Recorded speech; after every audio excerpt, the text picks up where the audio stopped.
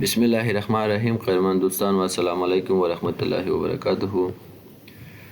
زمونږ او تاسو اکسل پروګرام مکمل خلاص شو او زمونږ دغه نوی پلی لیست چې دغه نوي درسونه به د اکسل فانکشنز باندې وي. اکسل ځان ته ډیر زیات فانکشن لري او مخکې ما تاسو ته ویلي وو په تېرو درسونو کې چې موږ سره یو فانکشنز دي او بل هم موږ سره فرمولاز دي. د فانکشن او فرمولې ترمنځ فرق هم موږ کړی و چې فانکشن په یو وخت کې یو مشخص وظیفه موږ ته مخته وړي، یعنې د مخکې څخه هغه فرمول بندي شوی او فرموله داسې ده چې په یو وخت کې موږ تاسې کولی شو په خپله خوښه پرې کیلکولیشن او محاسبې ترسره کړو. نو زمونږ اوس چې دی په اکسل پروګرام کې فقط هغه مهمو فانکشنو باندې کار کوو، ځکه فانکشن یې خو ډېر زیات دي. تاسې دلته فورمولا سره راشئ، دلته ګورئ فانکشن لیب لري، مختلف فانکشنې دي موږ سره د فاینانشل، لاجیکل، ټیکس، ډیټ ان ټایم، لکه هر بخش کې چې دی فانکشنې ډېرې زیاتې دي، خو موږ به یوازې هغه مهم فانکشن یې ووایو، هغه فانکشن یې ووایو چې په روزمره ژوند کې زموږ او ستاسې په کارېږي. راځم لومړی یو مثال جوړوم، لیکم چې نیم همدا ډول ورته به ولیکو چې پوسټ او سیلري به ورته ولیکو بونس. فرض که احمد د موږ سره، خان ده، جان ده، امیر ده او همدا ډول کبیر ده، نبیل ده، نصیر ده او فرض که شاه ده، زمان ده. دا موږ سره کسان دي او دا موږ سره فرض که انجینر ده، دا هم انجینر، دا هم انجینر، دا هم انجینر او دې ته به ولیکو چې دا موږ سره ټیچر ده او دې ته به هم ټیچر ولیکو، دې ته به هم ټیچر ولیکو. دې ته اوس به راشو دې دپاره یو څه سیلري به هم ولیکو. فرض که دې ته موږ 12,000 افغانۍ سیلري ورکوو او دې یو ته 15,000 افغانۍ سیلري ورکوو، دې ته 20، همدا ډول 25,000 او دې ته فرض که 10,000 سیلري ورکوو، دې ته هم 25,000 ورکوو، دې ته هم 12,000 ورکوو، 15,000 ورکوو، دې ته هم 20,000. لکه او بونس ته به هم راشو، فرض که په مجموع کې دې ته 1000 افغانۍ بونس هم ورکوو او دا به ورته ټول ته ډریګ کړو او دلته به ورته ولیکو چې ټوټل. لومړی خو راځم دلته لیکم چې ایکول، د ایکول څخه وروسته بیا ورته وایم چې داسې کار وکړه چې سم کړه، ما ته جمع کړه. څه شی جمع کړه؟ قوس شروع کوم، ورته وایم دا سیلري راواخله، دا سیلري او بونس دواړه راته جمع کړه، انټر. او له دې وروسته دا ټول ډریګ کوم چې ټول ته دا اپلای شي. اوس به دې ته یو بارډر هم ورکو او آل بارډرز به ورته انتخاب کړم او سنټر او میډل ته به یې کړو او دا هیډینګ به ورته کنټرول بی کړو چې بولډ شي. لږ به نور هم زوم کړم. ګورئ موږ سره خو اوس مثال جوړ شو. دلته زه راځم، لومړی خو زه غواړم چې ایوریج معلوم کړم. ایوریج د څه شي معلوموم؟ دغه ټوټل پیسې چې دي لومړی خو باید جمع موږ او تاسې وپېژنو. فرض که دلته به هم ورته یو ټوټل ولیکم، ایکول لیکم، د ایکول څخه وروسته سم لیکم. سم چې دی، سم ته په اکسل کې وایي د کینګ آف د فانکشنز. ګوري دا موږ سره سیم دی. ټیپ چې پریس کړم دا فانکشن ځان سره جګوي، دا موږ سره جمع کول کوي. دا د ټولو فانکشنونو چې دی وایي پاچا ګڼل کېږي اکسل کې، یعنې داسې یو لقب یې هم دې ته ورکړی. نو ایکول لیکو، سم لیکو، قوس شروع کوو، د هغې څخه وروسته د ارینج چې دا ټول نیسو او قوس بندوو چې انټر کړو. ګوري دغه څه ارقام او عدد چې پورته دي دا ټول یې موږ ته جمع کړه. نو په دې شکل موږ او تاسې کولی شو چې جمع ترسره کړو. دې ته د سم فانکشن ویل کېږي. بل کار چې دی، آلټ چې موږ پریس کړو او 2 وارې موږ پلس بټن ووهو یا جمع بټن ووهو، نو دې ته بیا ضرورت نه چې موږ او تاسې سم ولیکو. د سم څخه وروسته راشو رینج سلیکشن وکړو او بیا وروسته قوس بند کړو او بیا انټر کړو. لکه دا پروسه اوږده شي. دا لنډ په لنډه که تاسې غواړئ چې یو ځای کې یو څه ارقام او څه اعداد جمع کړئ، نو تاسې د خپل کیبورډ نه الټ ونیسئ او د جمع علامه 2 وارې ووهئ نو فورا هغه تاسې ته جمع کوي. ګورم دی راته فورا جمع کړه. نو په دې رقم موږ تاسې کولی شو چې د سم فنکشن نه استفاده وکړو او ځان ته مختلف ارقام په مختلفو ځایونو کې جمع کړو. فرض کړه دغه ارقام غواړم جمع کړم، همدغلته درېږم، الټ نیسم او 2 وارې جمع پرېس کوم، ګورې همدا ارقام یې ماته دلته جمع کړه. یعنې دې ته اوس زما ضرورت پیدا نه شو چې فرض کړه زه راشم دلته ولیکم چې ایکول او سم او قوس شروع او قوس بند او سلیکشن او دې خبرو نه زه خلاص کړم. یعنې لټ په لنډه جمع یې راته وکړه، الټ او ډبل انټر کوي، ډبل پلس چې دی 2 وارې انټر کوي. په دې سره تاسې کولی شئ چې سم ځان ته د سم فنکشن اپلای کوي. بله خبره هم زه دا خو ما جمع که، زه ورته وایم نه اوس زما داسې په کار ده ایوریج په کار ده. زه ورته وایم دې خلکو ته خو زه دومره معاشونه ورکوم او دومره بونس ورکوم، په اوسط ډول باندې هر نفر ته موږ 100 روپۍ ورکوو. نو دلته ټوټل په ځای زه ورته ایوریج لیکم. صحیح دی ایوریج. نو ایوریج قوس شروع کوم، هغې څخه وروسته ایوریج ورته لیکم. چې کله ایوریج ولیکم ګورئ دغلته د فنکشن لیبلري څخه چې دی ایوریج پورته کوي. په کیبورډ کې ټیپ بټن پریس کوم، دا موږ سره راخلي. چې کله دا واخیستل دې څخه وروسته دا ورته سلیکشن کوم، قوس بندوم او انټر کوم. اوس دا ماته ایوریج یې وویسته، اوسط یې وویسته. یعنې په مجموع کې چې دی په اوسط شکل باندې 20,333.3 افغانۍ موږ فی نفر ته چې دی مصرف ورکوو، یعنې اوسط دی. دا ټولې پیسې واخیستلې بیا په همدغه کسانو تقسیم کړي، د فی نفر چې دی وایي دغومره پیسې تاسې په اوسط ډول ورکوئ. نو دا موږ سره و د ایوریج فنکشن چې دې په واسطه موږ کولی شو ځان ته ایوریج معلوم کړو. ښه د ایوریج خو مې معلوم کړه. زه ورته وایم چې اوس ته داسې کار وکړه، دا به ورته بیرته ډیلیټ کړم، ایوریج زما په کار نه ده. ته ورته وایم ما ته دغه ماکس عدد پیدا کړه، ماکس عدد. نو زه ایکول لیکم او بیا وروسته ماکس لیکم. د ګورې ماکس فنکشن یې موږ ته راواخیسته، ټیپ په کیبورډ کې پریس کوم چې دا موږ ته راپورته کړي. دی ما ته راپورته کړي. صحیح ده. د ماکس څخه چې دی لوی عدد دی، لوی عدد په دې اعدادو کې پیدا کول غواړم. دلته به ورته ماکس اول ولیکو چې فرض کړه موږ ماکس عدد دلته پیدا کوو، بیا به ایکول ولیکو او ماکس به ورته ولیکو. صحیح ده. ټیپ به پریس کړو چې د ماکس فنکشن موږ سره پورته کړي. اوس دا سلیکشن زه ورته اخلم او بیا قوس بندوم او بیا انټر کوم. ګورئ هغه ماکس عدد چې دی دلته موږ سره 31,000 دی، یعنې هغه جیګ عدد چې دی زموږ سره دلته 31,000 دی. ماکس عدد دی چې تر ټولو غټ عدد دی، دا عدد دی. لکه 20,000 21,000 14,000 تر ټولو جیګ 31,000 دی. نو دا موږ سره هغه لوی عدد دی. نو دا د ماکس فنکشن موږ سره. یاره نه زه ورته وایم ماکس فنکشن زما په کار نه ده، زما د مین فنکشن په کار ده. یعنې په دې اعدادو کې یا په دې ویلیو کې چې دی تر ټولو لږ معاش موږ چاته ورکوو، مین. نو دلته تاسې ایکول ورته ولیکئ او بیا ورته مین ولیکئ. چې کله مو مین ولیکئ ټیپ پریس کړئ چې دا فارموله تاسې ته پورته کړي او بیا دا رینج کې ونیسئ یا سلیکشن وکړئ، قوس بند کړئ، انټر کړئ. تر ټولو کم معاش چې دی یا مین معاش چې دی نو هغه چې دی موږ 14,000 افغانۍ ده. 14,000 افغانۍ تر ټولو ټیټ معاش ده په دغه ارقامو کې وایي. نو دا موږ سره د سم، ایوریج، مین او ماکس. ګورئ تاسې دلته راشئ په دغه هوم ټیب کې چې دی ایډیټینګ ګروپ ده، ګورئ سم موږ سره جمع کول کوي، ایوریج موږ سره اوسط پیدا کوي، ماکس او مین لوی او کوچنی عدد موږ سره پیدا کوي. دا هغه مهمې فارمولې وي. بله خبره کاونټ نمبر دی. کاونټ نمبر موږ سره څه کوي؟ زه ورته دا بیرته لرې کوم او زه ورته وایم چې کاونټ نمبر دی. فرض کړه د کاونټ نمبر فارموله زه اپلای کوم، ایکول ورته لیکم او بیا وروسته ورته لیکم چې کاونټ ورته لیکم او وروسته ټیپ پریس کوم چې دا موږ ته څنګه کې فنکشن د فنکشن لیبلري څخه پورته کړي. چې کله یې پورته کړي دا سلیکشن ورته اخلم، قوس بندوم. اوس دا به ماته حساب کړي چې دغه ټول کسان څو نفره دي، انټر به یې کړو. ګورئ ټول 9 نفره دي. نو موږ ته دغه کسان یې موږ ته وشمېرل چې موږ سره ټول څو کسان دي، خو د اعدادو په ترو یې وشمېرل. راته 1 2 3 4 5 6 7 8 9 کسان دي. صحیح ده. خو دا خو کاونټ نمبر وشو. کله کله داسې ضرورت پیدا کېږي چې موږ او تاسې یو د نمبر له طریقه نه غواړو چې کسان حساب کړو، بلکې خپله د ټکس د طریقه غواړو چې کسان حساب کړو. ایکول لیکم او بیا ورته لیکم چې کاونټ او له دې څخه وروسته ټیپ پریس کوم چې کاونټ فنکشن پورته کړي او بیا ورته اعداد انتخابوم.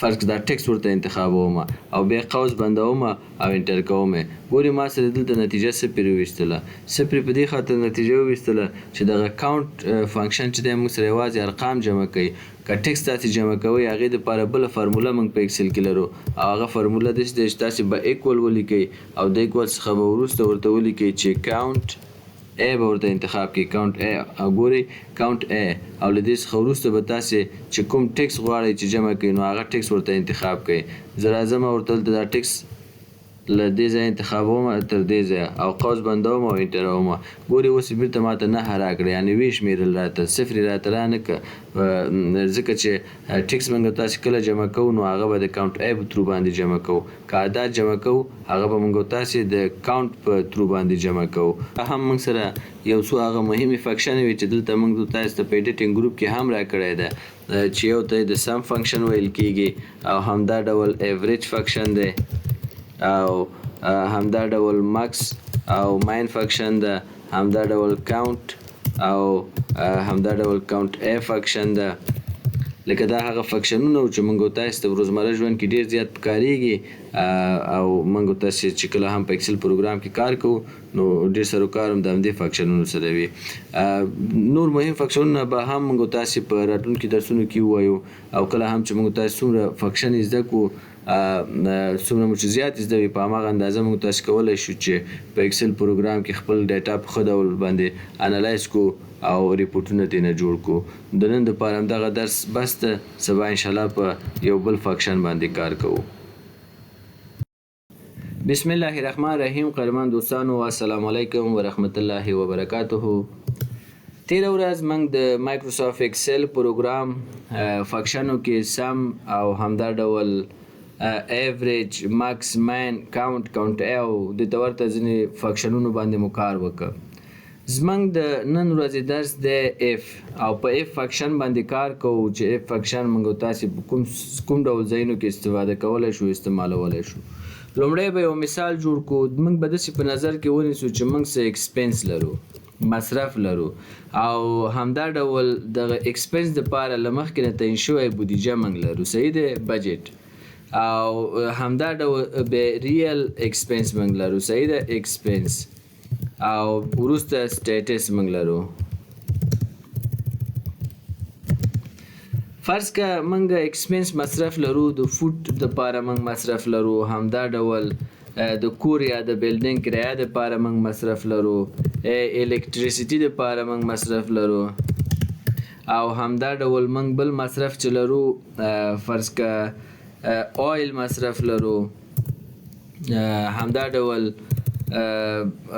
ایکسترا ایکسپنس لرو نو وری به شو فرض که موږ د فوډ دپاره له مخکې نه بودیجه ټاکلی چې 10,000 افغانۍ به زموږ د فوډ مصرف کیږي همدا ډول د رنټ دپاره موږ بودیجه لرو فرض که 20,000 افغانۍ صحیح ده همدا ډول د الکتریسیټي دپاره هم موږ 12,000 افغانۍ بجټ لرو او د آیل دپاره 10,000 افغانۍ بجټ لرو همدا ډول ایکسترا ایکسپنس دپاره چې دی موږ 20,000 افغانۍ لرو لکه څه نور مصارف چې کېږي هغه به په ایکسټرا کې ونیسو نو اوس به راشو ریل مصرف ته یعنې دا خو دغه مصارف موږ لرو دغه ایکسپنسز موږ په خپل بزنس خپل کاروبار خپل دفتر کې لرو او بودیجه هم ورته له مخکې نه مشخص شوی چې دغه فوډ به ته د 10,000 افغانیو مصرف کوې همدا ډول رنټ به دومره مصرف کوې یعنې د مخکې نه بودیجه ورته ټاکل شوی ده ولی ریل مصرف ترازو اوس ریل مصرف فوډ فرض که موږ سره بجټ 10,000 افغانۍ لري او موږ مصرف کړی ده فرض که 15,000 افغانۍ صحیح ده نو اوس زه غواړم دلته دا معلوم کړم چې موږ ویت ان بجټ دا مصرف کړی که ویداوټ بجټ دا مصرف موږ کړی نو دا موږ د اف فنکشن په ترو باندې غواړو معلوم کړو ایکول لیکم او بیا ورته اف لیکم او قوس شروع کوم کله مې چې دا کار وکړه له دې څخه وروسته وایم ورته وایم چې دغه ریل ایکسپنس که چېرته لوی یا مساوي د بجټ سره نو په دې صورت کې به ته داسې کار وکړه چې دې ته ولیکه ډبل کاما ډبل کوټیشن به ورته ورکړو بیا به ورته ولیکو چې ویتن بجټ به ورته ولیکو او که چېرته او ډبل کوټیشن کاما او که چېرته دا سره مساوي نه و او زیات نو بیا ورته موږ ته ولیکه چې ویداوټ بجټ یعنی موږ په دې پوهیږو چې او ډبل کوټیشن قوس به بند کو. ګوري دلته ما د اف فنکشن اپلای ک ما ورته ویلې ک چیرته زمنګ د ریل ایکسپنس کوچنی وي د بجټ څخه، یعنی زمنګ د تعین شوي بودیجې څخه د ریل ایکسپنس کم وي یا مساوي وي، نو په دې صورت کې به ته ماته ویتن بجټ ولیکه، لکه دغه آګاهي مې ته راکوه. که چېرته زیات او یا مساوي نه و نو په هغه صورت کې ماته به ووایه چې وداوت بجټ. ما په دې پوهېږه چې دا د بودیجې مطابق مصرف شوی که د هغې نه پورته مصرف. کله مې چې ورته انټر پریس که وګوري دلته ماته ولیکه چې ویتن بجټ، لکه هدف ترېنه دا ده چې 10,000 افغانۍ زما سره بودیجه وه او ریل مصرف چې دی ما 15,000 وکړه، نو دا د بودیجې په داخل کې مصرف ده. نو دا به له دې ځایه ډایرکټ کړو ټولو ته لاندې، او له دې وروسته به راشو رینټ ته. د رینټ دپاره ګورې موږ تاسې مصرف یا بودیجه چې د 20,000 افغانۍ لرو، ولې ما مصرف که 22,000 افغانۍ.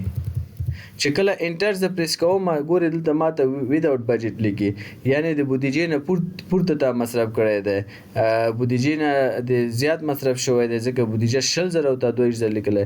همدا ډول الکتریسټي به په نظر کې ونیسو.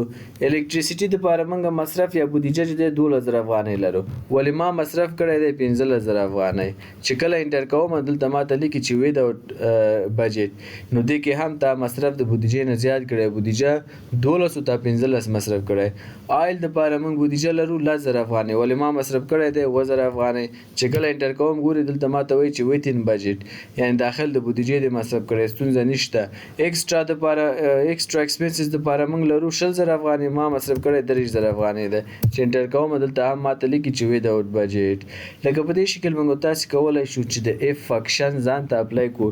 یعنی یوازې دا مثال نه دی، موږ تاسې کولی شو چې یو ځای کې ورته دغه ایوریج نه دی، ایوریج ورته مشخص کړو چې دغه ایوریج راغی، فرض که 20 ایوریج راغی، موږ ته ولیکه چې ټرو، او که چېرته غټ راغی نو فالس ولیکه. یا فرض مثال پرسنټیج نه دی، پرسنټیج دپاره هم موږ تاسې کولی شو چې فرموله استفاده کړو.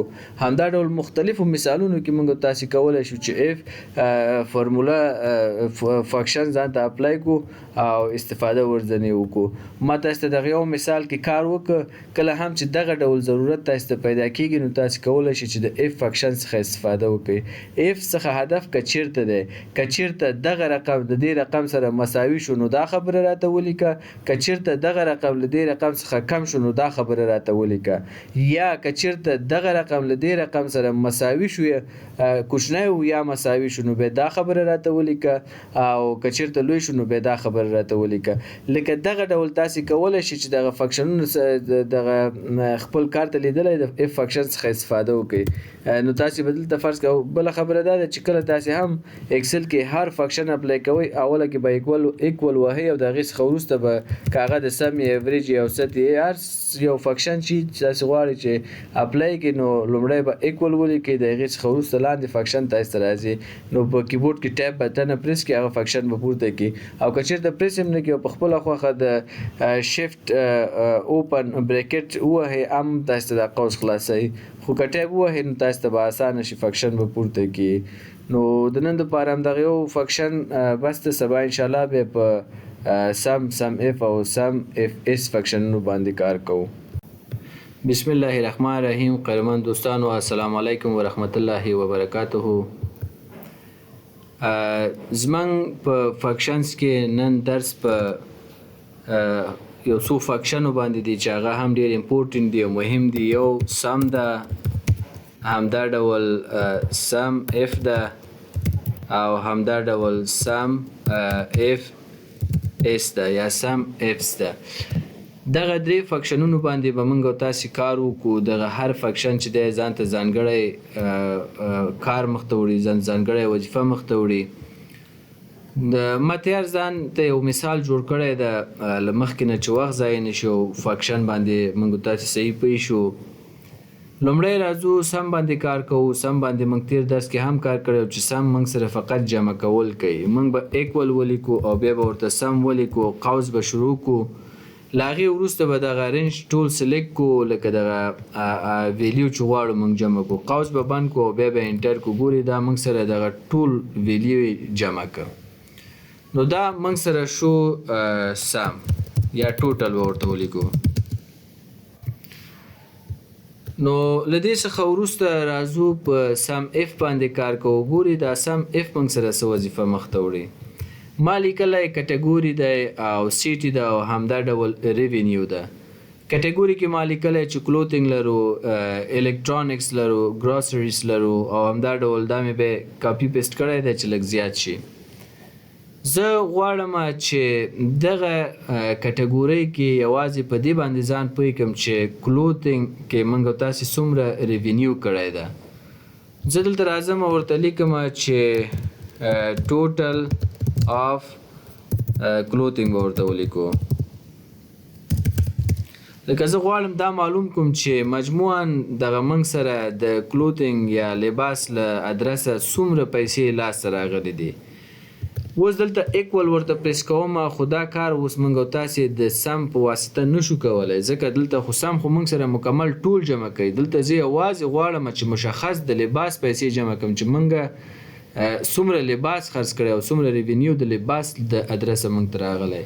نو ایکول لیکم، هغې څخه وروسته سم اف لیکم او قوس شروع کوم. نو زه ورته وایم چې داسې کار وکړه چې دغه پیسې ماته جمع کړه. صحیح ده یا نه؟ لومړی به داسې کار وکړو، ایکول به ورته ولیکو او بیا به ورته سم اف ولیکو، قوس به شروع کړو، ورته به ووایو چې که چېرته دغه کټګوري کې په دغه کټګوري کې کاما یو جنس مساوي کیږي، ډبل کوټیشن د چی سره؟ د کلوتینګ سره مساوي کیږي. کلوتینګ یعنی لباس، نو بیا ډبل کوټیشن بیا کاما. نو له دې څخه وروسته چې په دغه رینج کې تا دا جنس مشخص کړ چې هغه کلوتینګ سره کوم جنس مساوي کیږي، نو هغه څه وکړه؟ له دې څخه وروسته دا رینج ورته انتخابوم چې بیا د هغې پیسې موږ ته جمع کړه او قوس بندوم او انټر کوم.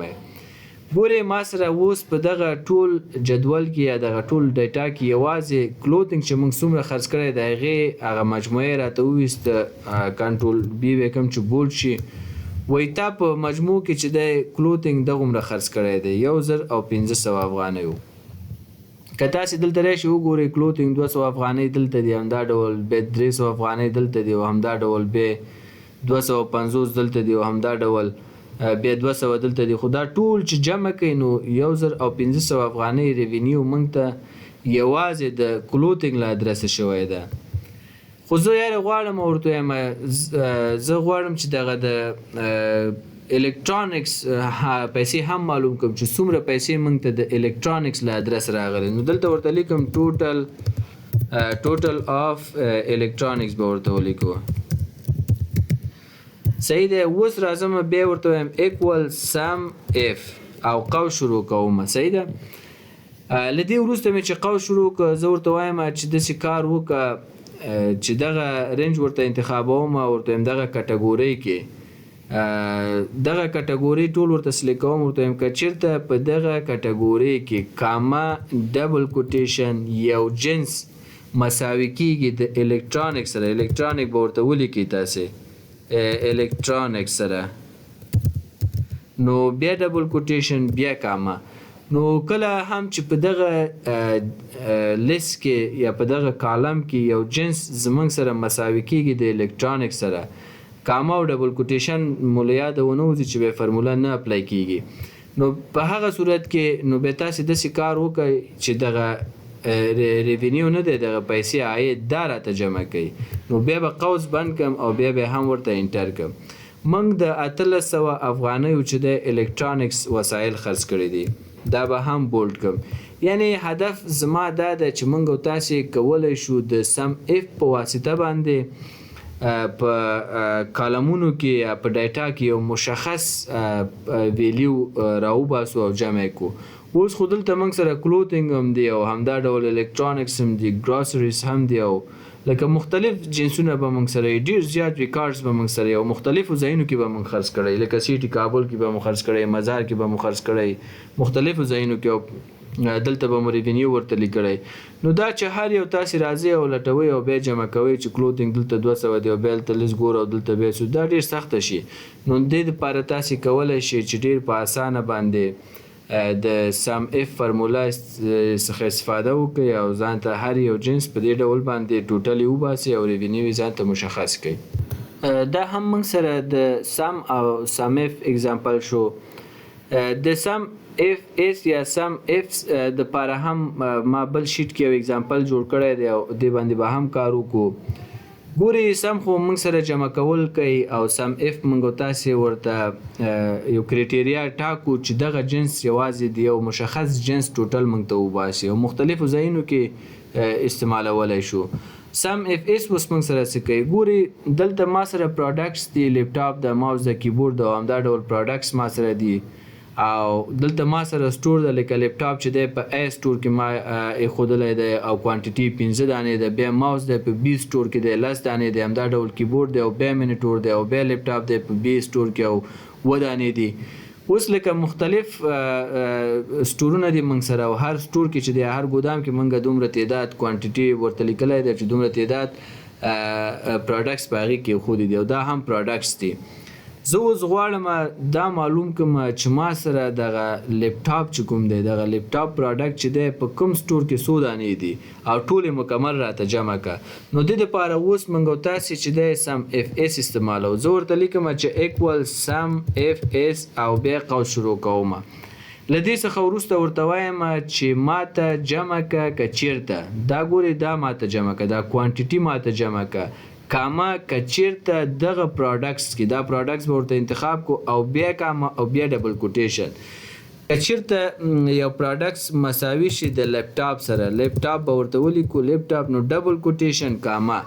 نو کله هم چې دا مساوي شو د لیپټاپ سره نو له هغې څخه وروسته ته داسې کار وکړه چې دغه سټور هم په نظر کې ونیسه او له دې نه وروسته کاما او بیا هم ډبل کوټیشن په دې سټور چې تا په نظر کې ونیو بیا ماته دا مشخص کړه چې په بي سټور کې دلته به ورته بي ولیکو چې په بي سټور کې موږ سره ټوټل 100 لیپټاپونه دي نو ډبل کوټیشن به استعمالو او بیا قوس بندو او انټر کوو.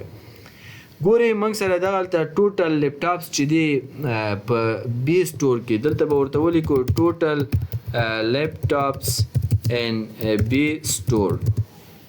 صحیح ده؟ یعنی ټوټل لیپټاپس موږ سره په بي سټور کې 14 دانې دي. دا موږ د سم اف د سم په ترو نشو کولی، دا موږ د سم اف په ترو نشو کولی، دا موږ چې وکړه د سم اف اس په ترو باندې مو وکړه. همدا ډول زه راځم ورته ټوټل ماوس غواړم مشخص کړم. ټوټل ماوس ان ای سټور. په ای سټور کې ما سره ټوټل ماوس څو دانې دي زه غواړم دا مشخص کړم. دا ریکارډ به ما سره ډېر زیات وي او سټورونه ممکن زیات اوسیږي، ممکن 302 اوسیږي. نو په دې صورت کې نو زه به څنګه کولی شم چې دا داسې مینول یا انفرادي شکل باندې دا جمع کړم. نو دا ما سره ډېر سخت شي نو د دې لپاره زه هم دا فرموله اپلای کوم، دا فنکشن اپلای کوم. لیکم چې سم اف اس او قوس شروع کوم له هغې څخه وروسته وایم چې دغه کوانټیټي ماته جمع کړه. صحیح دی؟ او بیا ورته کامه استعمالوم. دا د څه شي له لویه جمع کړه نو دا زه ورته وایم چې دغه پروډکټس په نظر کې ونیسه او بیا کامه او بیا ورته ډبل کوټیشن وایم پروډکټ داسې په نظر کې ونیسه. کله هم چې دلته یو پروډکټس موږ سره مساوي شي د ماوس سره نو ډبل کوټیشن کاما له هغې څخه وروسته دغه سټور هم په نظر کې ونیسه او په دې سټور کې کاما ډبل کوټیشن کله هم چې موږ سره ای سټور سره برابر شو نو بیا قوس بند د دې ویلیو ماته جمع کړه انټر کوم. ګورئ موږ سره ټوټل ماوس ان ای سټور چې دی 18 دانې دي. نو په دغه شکل موږ او تاسې کولی شو چې د سم اف او همدا ډول د سم اف اس له فنکشنو څخه استفاده وکړو. دا ډیر موثره فنکشن دي کله چې تاسې پریکټیکل کارونه کوئ یا بزنس فاینانشل منیجمنت کوئ او یا هم کوم دوکان کې کار کوئ او په هغه دوکان کې تاسې دغه ډول حسابونه حتمي لرئ نو بیا د دغې فنکشنو ته ډیر زیات ضرورت پیدا کیږي. نو خدای دې وکړي چې یو څه مو ترېنه برداشت کړی. زه ډېر کوشش کوم چې ډېر په واضحه مثالونه او ډېر په ساده ژبه باندې دا بیان کړم. ولې فنکشن په اکسل کې په مجموع کې اسانه نه دي، لږ سخت دي. نو تاسې کوشش وکړئ چې څو وار پریکټس کړئ او مختلف مثالونه خپله پې فکر وکړئ، ځان ته جوړ کړئ او دغه فنکشن یې پې اپلای کړئ. انشاءالله ذهن نشینه کېږي بیا هر ځای کې تاسې ته کارونه اسانوي او ډېر په راحته به خپل وظایف مخته یوسئ. بسم الله الرحمن الرحیم. قدرمن دوستانو السلام علیکم. په دې هیله چې روغ او جوړ اوسئ.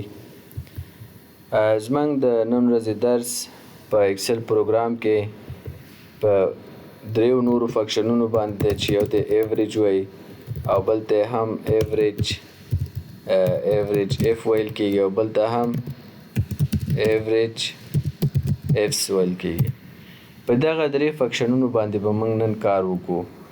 لومړی هم راځم زه غواړم چې اوسط پیدا کړم. فرض که ما سره مثال داسې دی چې نیم دی دغه کسان دي ډیپارټمنټ دي په دغه ډیپارټمنټونو پورې مربوط دي سکور دي امتحان هم ترېنه اخیستي دغه سکورونه یې وړي او دی جنډر ده. زه غواړم فقط د دې سکور څخه د دې ټولو اوسط معلوم کړم چې اوسط یې څومره ده. په اوسط خو ما مخکې تاسو ته لیکچر برابر کړی و. اوسط دې ته ویل کېږي فرض کړه موږ سره دلته یو څلور کسان دي جان دی خان دی همدا ډول احمد دی او زمان دی. فرض که دا کسان دي ما سره و د یو سره چې دی فرض که 12,000 افغانۍ دي په جیب کې د بل سره 4,000 افغانۍ دي جیب کې او د بل سره 6,000 افغانۍ دي او د بل سره هم 9,000 افغانۍ دي. زه غواړم دغه پیسې د ټولو څخه راواخلم جمع کړم او په دې ټولو په یو تقسیم باندې وویشم. ښه دا کار څنګه کولی شم؟ نو زه مجبور یم دلته راشم او دلته ولیکم چې سم او قوس شروع کړم. چې کله مې قوس شروع کړ له دې څخه وروسته ورته ووایم چې دا ټولې پیسې راواخله او قوس بند جمع کړه. دا ټولې پیسې چې زه د دوی څخه واخلم 21,000 افغانۍ کېږي. ښه چې کله 21,000 افغانۍ شو دا راخلم بېرته په 4 واړو باندې تقسیموم. زه اکول ورته لیکم او د هغې څخه وروسته ورته وایم دا 21,000 افغانۍ اوس واخله او تقسیم یې کړه په 4 نفرو انټر کوم. فی نفر ته 2,950 افغانۍ رسیږي.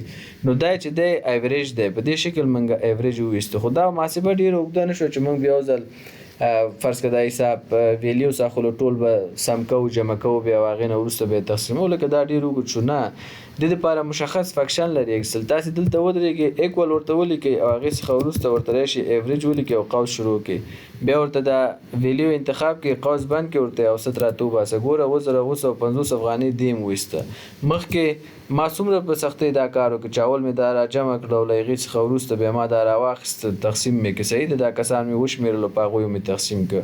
نه سمپل ما په ایوریج فنکشن له طریقه دا ما په اسانۍ باندې دا کار وکولی شو. نو دې ته ویل کېږي موږ سره په اکسل کې ایوریج. اوس راځو خپل اصلي درس ته.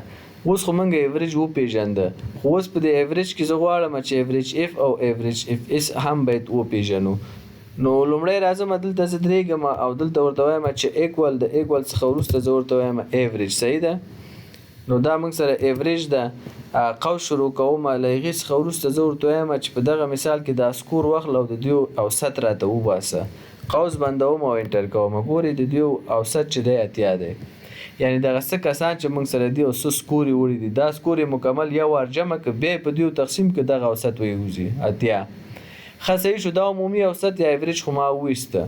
اوس زما داسې په کار دی په همدغه ټیبل یا په همدغه ریکارډونو کې چې ما ته خو اوسط وباسه ولې یوازې د میل اوسط راته وباسه. نورو سره زما کار نه دی. یوازې میل چې څوک دلته دي د دوی راواخله سکور جمع کړه او بیا بېرته په همهغویو تقسیم کړه او اوسط یې ماته دلته راکړه. نو د دې دپاره باید موږ اکول ولیکو او ایوریج به ورته ولیکو او اف به ورته ولیکو. یعنې ایوریج اف په ترو باندې دا کار اوس موږ کولی شو. ایوریج اف مې چې کله ولیکه له دې څخه وروسته زه ورته وایم چې دغه جنډر که چېرته یو جنډر په دې کې مساوي کېږي د چیش سره د ایم سره یعنې میل سره نو ډبل کوټیشن کامه د هغوی سکور راواخله او اوسط یې ماته وباسه. قوس بند او انټر کومه. ګورې اوس یې څه وکړه اوسط یې ماته وویسته. څه رقم چې ما ورته آرډر ورکړه په هماغه شکل فنکشن راته تطبیق شو. یعنې دې یوازې د میل اوسط راته وویسته. ګورې موږ سره یو میل دلته دی یو میل دلته دی یو دلته دی یو دلته دی 4 نفره میل دي موږ سره. د دې 4 واړو دغه سکور یې راواخیستل ټول یې جمع کړل بېرته یې په دوی باندې تقسیم کړو نو فی نفر ته 80 ورسېده. یعنې اوسط د دوی ټولو 80 شو. اوس ورته وایم صحیح دی دا خو موږ سره د میل اوسط شو. اوس د فیمیل اوسط ورته وایم راته پیدا کړه. نو هماغه خبره ده سیم طریقه ده. اکول ورته لیکم او د هغې څخه وروسته راځم ورته ایوریج لیکم ایوریج اف او بیا قوس شروع کوم. بیا ورته وایم دا جنډر راواخله او کامه ډبل کوټیشن که په دې جنډر کې یو جنډر موږ سره د اف یعنې فیمیل سره مساوي کېږي نو بیا کامه د هغې څخه وروسته د هغې سکور راواخله او اوسط راته پیدا کړه. دا هم د فیمیل اوسط شو موږ سره. نو دا هم موږ د څه په ترو باندې وکړه د ایوریج اف په ترو باندې مو وکړه. خو که چېرته یو څوک موږ ته ووایي چې ته داسې کار وکړه چې یوازې دغه د ایچ آر اوسط راته پیدا کړه میل او فیمیل راته مه پیدا کوه. دا هم موږ تاسې د ایوریج اف په ترو باندې کولی شو. زه اکول ورته لیکم او بیا ورته لیکم چې ایوریج اف او قوس شروع کوم ورته یم دغه ډیپارټمنټونو کې صحیح ده کاما کچیر یو ډیپارټمنټ مساوي کیږي د چش سره د اچ آر سره نو ډبل کوټیشن کاما نو دا غي نو وروسته به دا غوي وسط را واخله او ماته وخایا اوکې د اوسط ده څوک چې په اچ آر ډیپارټمنټ کې دی هغه سکورونه واغسته په غوي تقسیم کې د اوسط وسته نه زه ورته هم د کار وکړه چې یوازې دغه د آی ټي ډیپارټمنټ اوسط راته وباسه په دې سکور کې نو سیم طریقه ده دلته به ایکوال ورته ولیکي او بیا به ورته ایوریج اف ولیکو او قوس به شروع کو او ورته به ووایو که چېرته په دغه ډیپارټمنټونو کې کاما ډبل کوټیشن یو ډیپارټمنټ مساوي کېږي د چی سره د آی ټي سره نو بیا چې یو کراته ډبل کوټیشن کاما د هغوی دغه سکور په نظر کې واخله او له دې څخه موږ ته اوسط وباسه انټر کوم دا موږ سره د آی ټي اوسط د 3 خو که چېرته یو څوک موږ ته ووایي چې ته ماته داسې اوسط وباسه چې یو څوک په اچ آر ډیپارټمنټ کې وي او میل وي هم نارینه وي او هم په اچ آر ډیپارټمنټ کې وي د دې اوسط راته وباسه اوس نو خبره راغې دریم فنکشن ته دا کار موږ د ایوریج په تروم نشو کولی د ایوریج اف په تروم نشو کولی دې دپاره موږ بل فنکشن لرو ایوریج افس ورته ویل کېږي ښه د دې طریقه څنګه ده د دې دپاره راځو ایکول ورته لیکو صحیح ده او بیا ورته لیکو چې ایوریج افس او قوس شروع کوو له هغې نه وروسته دا رینج ورته انتخابو صحیح ده او بیا ورته دا کامه وهو یعنې موږ ته اوسط وباسه که چېرته دغه سکور په نظر کې ونیسه خو له دې څخه وروسته چې موږ سره که چېرته دغه جنډر کې یعنې کامه خو مې ورکړه که چېرته دغه جنډر کې کامه ډبل کوټیشن یو جنډر مساوي کېږي د چی سره د میل سره یوازې ام به ورته ولیکو ډبل کوټیشن کامه به ورته ورکو او همدا ډول که چېرې د یو اچ آر دغه ډیپارټمنټ کې یو ډیپارټمنټ موږ سره مساوي کېږي د چی سره د اچ آر سره فرض کړه اچ آر سره نو ډبل کوټیشن او قوس بند د هغې چې راته وباسه د هغې اوسط راته وباسه انټر کوم 2 ده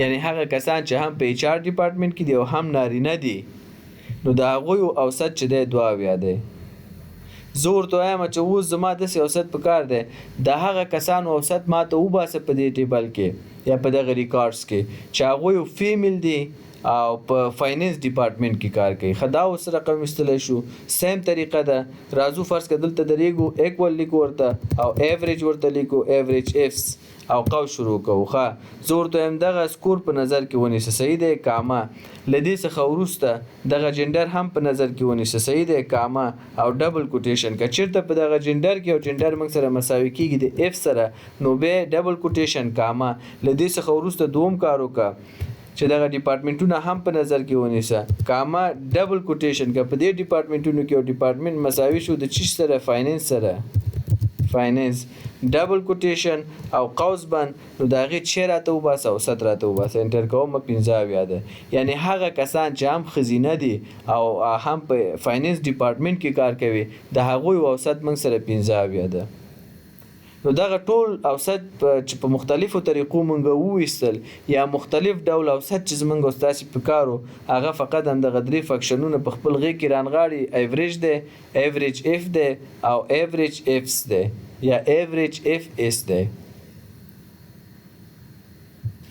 د دې لپاره چې په دغه فنکشنونو باندې مکملا پوه شو نو ما یو بل مثال هم جوړ کړی دی ګورئ دغلته په دې دوم شیټ کې زما مثال داسې دی چې ما سره څه ډیټا د نیم د دغه کسان دي پوسټ د دغه کسان دي انجینر د ډاکټر د ټیچر د سیلریانې دي د جنډر د او د ادرس ده اوس زه غواړم د دوی ایوریج پیدا کړم خو زه داسې ایوریج پیدا کوم چې یوازې غواړم انجینرانو ایوریج پیدا کړم اول خو په عموم کې د دوی یو ایوریج پیدا کوم نو زه ایکول ورته لیکم د ایکول څخه وروسته زه راځم ایوریج ورته لیکم او بیا دا سیلري ورته انتخابوم او قوس بندوم دا به ماته ایوریج راکړي ښه دا خو عمومي ایوریج شو نه زه ورته وایم ایوریج راته پیدا کړه خو یوازې د انجینرانو ایوریج راته پیدا کړه دا به اوس موږ تاسې د ایوریج اف فنکشن په ترو باندې کولی شو نو ایکول ورته لیکم او بیا ورته لیکم چې ایوریج اف او قوس شروع کوم ښه چی د چی اوسط درته پیدا کړي نو زه ورته وایم چې ته داسې کار وکړه چې دغه پوسټ کې که چېرته یو پوسټ د کامه ډبل کوټیشن مساوي کېږي د انجینر سره نو ډبل کوټیشن کامه نو د هغې نه وروسته ته د هغوی دغه سیلریانې څخه اوسط راواخله اوسط ماته شو کړه ګورئ یوازې هغه کسان چې موږ سره انجینران دي د هغوی اوسط چې د 1333 افغانۍ ده ښه صحیح شو دا کار اوس زه غواړم چې یوازې د میل میل اوسط پیدا کما یعنی دغه سیلریانو کې یا په دغه ټیبل کې دغه ډیټا کې چې څومره میل کسان موږ سره دي دا غوي اوسط راته پیدا کا نو سیم طریقه دا ورته لیکو چې ایوریج اف او لغه څخه وروسته قوس شروع کو ورته وایو چې د ښکارو ک چې دغه جندر په نظر کې ونیسه کاما ډبل کوټیشن کبه دې کې چیرته یو میل سره یو کس مساوي کیږي نو ډبل کوټیشن کاما دغه څخه وروسته دا سیلریان ورته سلیک کوم او قوس بندوم لدې څخه موږ ته اوسط راو باسه ګوره 15300 افغانۍ یوازې د میل کسانو ایوریج شو موږ سره یعنی په دغه ټیبل کې چې څومره کسان میل دي هغه واخیستل ویش میرل لغه څخه وروسته سیلریان ورته وش میرل بیرته په دوی تقسیم کړل نو فی نفر ته 15300 افغانۍ ایوریج وته نو په دې طریقه بل طریقه دا چې موږ تاسو کولای شو فرض کړئ ایوریج پیدا کوم او یوازې دغه کسانو پیدا کوم چې میل وسیږي او په زمين کې په کابل کې اډرس هم کابل وي نو دا به د سم افس په ترو باندې کولای شو ایکوال لیکم د ایوریج اف په ترو باندې ایوریج افس لیکم او قوس شروع کوم لدې څخه وروسته د رینج ورته انتخابوم او بیا ورته کامه ورکوم ورته هم د کار وکړه چې ما ته اوسط وباسه د چی شي دغه رینج څخه دغه سیلریان په نظر کې وباسه او اوسط راته وباسه لاغې نه وروسته کچیرته دغه ادرسونه کې کامه ډبل کوټیشن یو ادرس د کابل سره مساوي شو نو ډبل کوټیشن کامه نو د هغه ماته چې وباسه اوسط وباسه همدا ډول لدې څخه وروسته زه ورته دا میل انتخابوم دا جندر ته انتخابوم کچیرته دغه جندر کې یو څوک موږ سره مساوي شو د میل سره یعنی هم کابل ورته شرط وټاکه هم میل ورته شرط وټاکه لدې نه وروسته قوس ته بندوم انټر کوم نو هغه کسان چې هم میل وسیږي او ادرس کابل وسیږي نو دا غوي د سیلریان اوسط 14000 افغانۍ ده په دې ډول باندې موږ تاسو کولای شو چې ځان ته مختلف اوسطونه پیدا کوو او باسم دغه درې فنکشنونه دي چې ایوریج ده ایوریج اف ده او ایوریج اف اس ده په دې هله چې اوسم ترې نزد کړی وي بسم الله الرحمن الرحیم قدرمنو ملګرو السلام علیکم په دې هله چې تاسو ټول روغ او جوړ اوسئ د نن زمنګ په مایکروسافت ایکسل کې نوې درس چې ده په اتوماتیک سیریل نمبر باندې خبرې کوو دا هم د فنکشنونو په سیریز کې زمنګ یو درس ده ګوري زه دلته لیکم سیریل نمبر او لدې څخه وروسته لیکم نیم او بیا لیکم پوسټ او همدا ډول بیا ورته لیکم فرض کا سیلری او نور چې څومره تاسو ضرورت وي نو تاسو لیکلای شي خو زما هدف اصلا دلته اوس په سیریل نمبر کې دی سیریل نمبر کې زما هدف دا دی زه به دا ټول ورته سلیکټ کوم او د سلیکشن څخه وروسته آل بارډرز به هم دې ته ورکوم او دا به همدا ډول انتخاب کوم او دې ته به بولډ دا به بولډ کو زه غواړم دغه سیریل نمبر باندې فنکشن اپلای کوم چې په اتوماتیک ډول باندې چې کله زه نمونه لیکم دا نمبر به خپل راځي لکه 1 2 3 4 دا په مسلسل شکل باندې خپل راځي دا اگر چې ډېر نورې طریقې هم لري ولې د فنکشن په ترو هم دغه کار من کولای شو ګوري طریقه داسې دی زه ورته همدغه سیریل نمبر سل کې به تاسو درېږي ایکوال ورته لیکم او بیا اف لیکم او قوس شروع کوم ورته وایم کچیرته دغه د نیم کالم دا لویو او یا هم کوچنی او د چی سره د فرسته شورته پرېدم د سپر سره نو هغې نه وروسته بیا ورته کامه وهم او له دې وروسته ورته درو په نوم باندې بل فنکشن اخلم او بیا قوس شروع کوم ښه له دې څخه وروسته ورته وایم څوک له دې څخه وروسته ورته وایم چې دغه ا کالم د سیریل نمبر دا په نظر کې ونیسه او قوس ورته بندوم او نور انټر کوم لکه دا د اف په ترو مونږ کولی شو مونږ ورته ویلې که چیرته زمونږ دغه د نیم سیل یا دغه د نیم کالم لیست دی نو یا ګریټر دی نو د چی سره له صفر سره نو له هغې څخه وروسته ما کامه یوز کوم د رو فنکشن پې اپلای که د رو فنکشن ولې په چی شي اپلای که په I2 یعنې سیریل نمبر باندې اپلای که له دې وروسته انټر کوو او بیا یس کوو ګورې دلته موږ سره اوس دغه فنکشن اپلای شو دا به زه راواخلم او داسې به ډرایګ کړم تر دې ځایه او دا به همدا ډول سنټر او میډل ته کو اوس دلته ګورې اتوماتیک سیریل نمبر فنکشن موږ په دې باندې فرموله تطبیق کړله اوس راځم زه دلته لیکم فرض مثال جان لیکم چې کله انټر پریس کوم نمبر خپل اخلي همدا ډول راځم حامد لیکم چې انټر وهم نمبر خپل اخلي همدا ډول راځم ورته شاه لیکم چې انټر وهم نو نمبر خپل اخلي همدا ډول کمال ورته لیکو کمال او همدا ډول ورته راځو نبیل ورته لیکو او همدا ډول راځو نوید ورته لیکو. لکه ګوري دا موږ سره په سیریل نمبر اتومات شو، خو دا البته یوازې کله چې زه نیم لیکم دا سیریل نمبر به ورسره لیکل کېږي.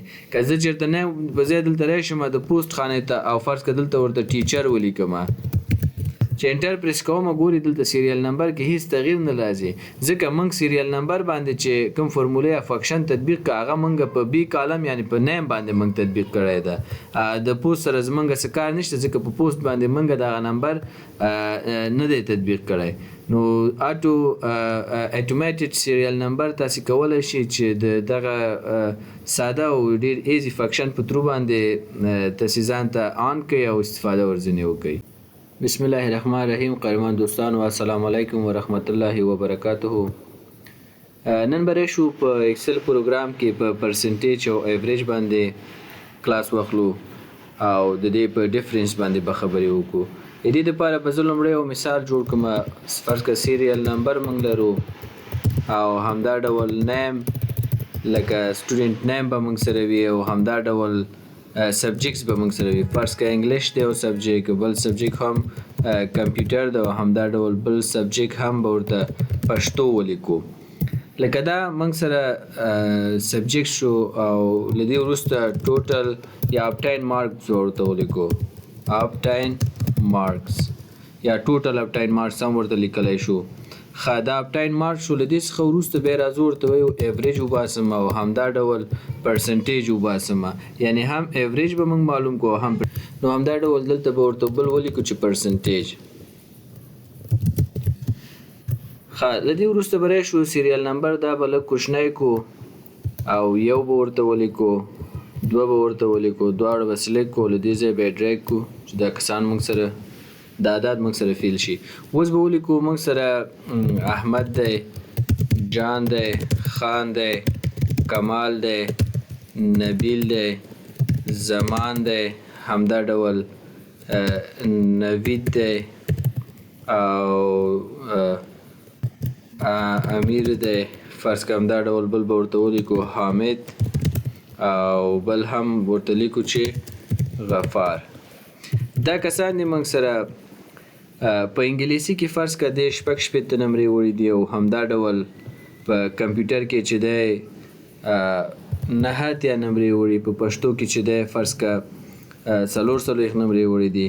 دا ټوټل مارکس باید موږ ته دلته جمع شي. دې لپاره ایکول لیکم او د ایکول څخه وروسته سم قوس شروع کوم او دا ورته وایم دا ټول جمع که راته قوس بندوم انټر. ښه دلته مو دا فرموله هم اپلای که تر دې ځایه به یې ډریګ کو. اوس راځو د نورو کسانو ته. فرض که جمال موږ سره په انګلیسي کې چې دی 55 نمرې وړي دي، همدا ډول په کمپیوټر کې چې دی 78 نمرې دي او بل کې 88 نمرې وړي. همدا ډول خان موږ سره 99 نمرې او کمپیوټر کې چې دی 78 نمرې وړي او دې کې 33 نمرې وړي. همدا ډول کمال موږ سره 45 نمرې یو مضمون کې 89 بل کې 99 بل کې. همدا ډول راځو نبیل ته نبیل اتاتیا شپږ شپېته اووه او ورپسې به راشو زمان ته 55 540 شپږ شپېته او اوس به راشو نوید ته 78 540 نهه نوي امیر 78 او همدا ډول 88 او نهه نوي او بل کس هم موږ سره حامد د 55 78 څلور دېرش او غفار همدا ډول موږ سره انګلیسي کې شپږ شپېته نمرې وړي 88 نهه نوي نمرې دې کې وړي. لکه ګوري دا خو دې ټولو ته ما نمرې ورسولې. له دې وروسته به راشم زه دا آل بارډرس ورته ورکړم او همدا ډول دا به ورته سلیکټ کړم او بولډ به یې کړم او له دې اوس به دا ځایونه ورته لږ پراخ کړو چې کم سیلونه نه ښکاري چې هغه هم ښکاره شي. دلته به هم بارډر واچو، بارډر یې نه دی اخیستی. ښه اوس راځو مثال خو موږ سره مکمل جوړ شو. دا ډیټا به ټول سلیکټ کړم او د سلیکشن څخه وروسته دا به میډل ته هم کړم چې لږ منظم ښکاره شي. لومړی خو زه راځم نو اوس به راشو موږ ایوریج معلوم کو ایکوال لیکم او له هغې څخه وروسته ایوریج به ورته ولیکو او قوس به شروع کو. ایوریج د څه شي معلومول غواړي؟ د انګلیسي کمپیوټر او پښتو. لکه د احمد ایوریج زه غواړم معلوم کوم چې دی فرض کړه انګلیسي کې شپږ نمرې وړي، کمپیوټر کې 9 نمرې وړي او پښتو کې 4 نمرې وړي دي. دا درې واړه سلیکټ کوم او قوس بندوم او انټر کوم. د دې اوسط څو ده؟ اوسط د دې چې دی شپږ دی. دا همدا ډول اخلم په ټولو باندې اپلای کوم. ګوري د احمد ایوریج شپږ شو، د جان ایوریج 3 شو، د خان ایوریج 9 شو. دا هر یو کس ایوریج موږ ته ووتلو. اوس راځو پرسنټیج معلومو. ښه پرسنټیج دپاره موږ څه کوو؟ ایکوال لیکو او بیا قوس شروع کوو. له دې څخه وروسته زه ورته وایم چې دغه احمد چې دی اپټاین مارکس یا ټوټل اپټاین مارکس 199 دی. دغه 199 تقسیم که په څو باندې؟ په 3 مضامینو کې. او موږ چې نمرې ورکړي د سلو قلار هم ورکړي دي، نو په 3 مضامینو 300 نمرې کېږي. تقسیم 300 که قوس بندوم او بیا ضرب که په څو کې؟ په سلو کې. په سلو کې په دې خاطر ضرب که چې موږ دا نمرې ورکړي د سلو قلار هم ورکړي دي. لکه ایکوال که چې ایکوال قوس شروع هغې نه وروسته ورته دا ټوټل اپټاین مارکس اخلو چې دا راوخله او تقسیم که یا په 300 یا په 3 تقسیم که بیا ضرب سل کې انټر کوم. ګورئ د دې دغه پرسنټیج هم شپږ وته، نو دا به راواخلو او ډریګ به کړو تر لاندې پورې. اوس په دې کې ډیفرنس مین ډیفرنس تاسې مشخص که ګورئ مین ډیفرنس اوس په دې کې دا ده. ښه موږ تاسې ایوریج د احمد چې دی شپږ دومره وته، خو پرسنټیج یې هم شپږ دومره وتلو. خبره پکې دا ده چې ایوریج کېدای شي چې د سلو څخه پورته واوسیږي. زه تاسو ته اوس یو بل مثال کار کوم. ایوریج به د سلو څخه پورته واوسیږي، خو پرسنټیج چې دی همیشه د سلو په داخل کې، ځکه دغه فیصدي همیشه د سلو within 100 وي، without 100 نه وي. او ایوریج چې دی کېدای شي د سلو څخه پورته واوسیږي. ما یو ورځ مخکې هم تاسو ته په یو کلاس کې مثال درکړی او فرض که موږ سره خان دی، همدا ډول جان دی، همدا ډول احمد دی او علي دی. موږ سره دا کسان دي. ګوري یو سره په جیب کې چې دی فرض که 80,000 افغانۍ دي، بل سره جیب کې چې دی 20,000 افغانۍ دي، او بل یو سره چې دی 40,000 دي، او همدا ډول بل یو سره چې دی 12,000 دي. موږ غواړو چې د دې اوسط پیدا کړو، یعنې په دې معنا چې دغه پیسې چې د هر یو سره مختلف دي، دا غواړو چې یو شان په دې ټولو باندې تقسیم کړو. ښه طریقه یې چې دی، زه راځم ایکوال ورته لیکم، د هغې څخه وروسته سم لیکم او قوس شروع کوم. ورته وایم دا پیسې ټولې راته جمع کړه. ښه دا پیسې جمع کوي څو شو؟ 1,02,000. ښه دا 1,02,000 زه اوس ورته وایم چې ایکوال او له هغې څخه وروسته زه ورته وایم دا وخت 1,02,000 تقسیم که په څو نفرو؟ 1 2 3 4 نفرو باندې، او بیا څنګه کوم؟ انټر کوم. ګوري فی نفر ته 15,000 او 500 روپۍ ورسېدلې. یعنې ګوري دا د سلو څخه دا اوسط شو که نه. یا دلته ورته راځو ایکوال لیکم او بیا ورته ایوریج لیکم. صحیح ده. او له هغې څخه وروسته قوس شروع کوم او دا ارقام ورته ټول انتخابوم او انټر کوم. 15,500 د دې ایوریج موږ سره ووته. دا خو ګوري د سلو څخه پورته شو که نه. نو ایوریج موږ سره داسې نه ده چې همیشه به سل وي. دا امکان لري چې له سلو څخه پورته شي، ولې پرسنټیج به همیشه د سلو په منځ کې وي. دا پرسنټیج ځکه د سلو د قراره ورکول کېږي او د سلو په منځ کې وي، دا به هېڅکله د سلو څخه نه پورته کېږي، هماغه نهایي به سل وي. خو ایوریج ګورئ تر 15,500 پورې هم ورسېدلو. نو دا د ایوریج او د پرسنټیج هغه مین ډیفرنس ده. په دې هیله چې یو څه مو ترېنه برداشت کړی وي، انشاءالله راتلونکي درسونو کې به د اکسل په نورو مهمو فنکشنونو باندې خبرې وکړو. بسم الله الرحمن الرحیم. قدرمن دوستانو، السلام علیکم ورحمت الله وبرکاته. په دې هیله چې تاسې ټول روغ او جوړ اوسئ. نن زموږ او ستاسې درس په ایچ لوک اپ فنکشن باندې ده او موږ به په ایچ لوک اپ فنکشن باندې کار وکړو. زه به دا ځای مرج کړم او د مرج څخه وروسته بیا به سنټر او میډل ورته انتخاب کوم، ایچ، او همدا ډول لوک اپ. په دې فنکشن باندې به موږ او تاسې کار وکړو او دا به بولټ هم کوم، ایچ لوک اپ فنکشن. ګورئ دا فنکشن موږ او تاسې سره څه کار کوي. د دې فنکشن په ترو باندې موږ او تاسې کولی شو چې په یو ډیټا ټیبل کې یا په ډیرو ریکارډونو کې سرچ وکړو. فرض که زه راځم ایچ لوک اپ دپاره مثال جوړوم. دلته زه نیم لیکم یا سټوډنټ آی ډي به ورته ولیکم، سټوډنټ آی ډي، همدا ډول نیم به ورته ولیکو او د نیم څخه وروسته فرض که سیلري به ورته ولیکو او همدا ډول اډرس به ورته ولیکو. خو دغه سټوډنټ آی ډي په ځای به دا امپلای آی ډي کو، امپلای آی ډي به کو. اوس بری شو دلته به موږ ولیکو چې د یو امپلای آی ډي موږ سره یو ده او د بل آی ډي دوه ده، بل درې، څلور، پنځه، شپږ، اووه، اته، نهه، همداسې فرض کړه 10. دا د امپلایانو آی ډي ده موږ سره. نومونه فرض کړه موږ سره څه کسان دي، جان دی او همدا ډول سیلري چې دی 12,000 افغانۍ ده او اډرس چې دی د دې کابل ده. دوم کس موږ سره کمال ده، همدا ډول سیلري چې دی 20,000 افغانۍ ده او د دې اډرس چې دی ننګرهار دی. همدا ډول دریم نفر چې ده بل کس هم چې امپلای آی ډي 3 ده او د هغې نوم چې دی فرض که ضمیر ده او سیلري موږ سره 40,000 ده او دا د خوست ولایت ده. بل کس هم موږ سره د کمال په نوم ده او د دې سیلري چې ده فرض که 30,000 ده او دا هم د پکتیا څخه ده. همدا ډول راځو بل کس هم موږ سره امیر ده او د دې سیلري 20,000 ده او دا هم موږ سره د جوزجان ولایت دی. بل کس هم موږ سره د شاه په نوم باندې ده او د دې سیلري چې دی 7,000 افغانۍ ده او دا چې دی فرض که د کابل دی. دا هم بل نفر هم موږ سره دلته د جمیل په نوم باندې ده، سیلري موږ سره 10,000 افغانۍ ده او همدا ډول دا هم موږ سره د خوست ولایت ده. بل کس هم موږ سره د کبیر په نوم ده او دا هم 12,000 افغانۍ معاش لري او د پکتیا ولایت دی. همدا ډول بل کس ده موږ سره د علي په نوم باندې او د دې معاش هم 20,000 ده او دا چې دی موږ سره دا هم د کابل دی.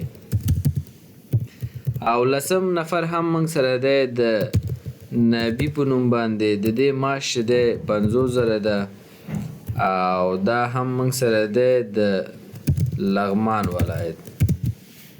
لکه دا کسان شو موږ سره، دا زمونږ ډیټا شو. دا به ټول سلیکټ کو، له دې څخه وروسته آل بارډرز به ورته ورکو، همدا ډول ری به شو، دا به ورته بولډ کړم او همدا ډول دا ټول سلیکټ کوم او له دې وروسته راځم سنټر او میډل ورته انتخابوم او چې کله دغه کار مو وکړه دا شمارې به هم ورته زه بولډ کړم. فرض که دی د امپلای آی ډیانې دي. خیا زه اوس غواړم چې سرچینګ وکړم او وی لوک اپ په ترو باندې زه دا ټول انتخابوم، له دې ځایه کنټرول سی کاپي اخلم او دغلته راځم او دلته زه غواړم پیسټ کړم، خو لومړی ټرانسپوز کوم او په دې ډول پوسټ کوم. دا به هم ورته تر دې ځایه انتخاب کوم، دا به هم ورته مرچ سیلز کوم. چې کله مې ورته مرچ کړه له دې وروسته به راشم دې ته به زه یو رنګ هم ورکړم او همدا ډول دا به انتخاب کوم، دې ته به هم زه یو رنګ ورکړم. تر دې ځایه خو زمونږ مثال جوړ شو. زه اوس غواړم سرچینګ وکړم د ایچ لوک اپ فنکشن په ترو باندې. دا به زمونږ ریزلټ ټیبل دی، دې ته به هم زه دا ټیبل ورکړم. دا زمونږ ډیټا ټیبل شو، دا زمونږ ریزلټ ټیبل شو.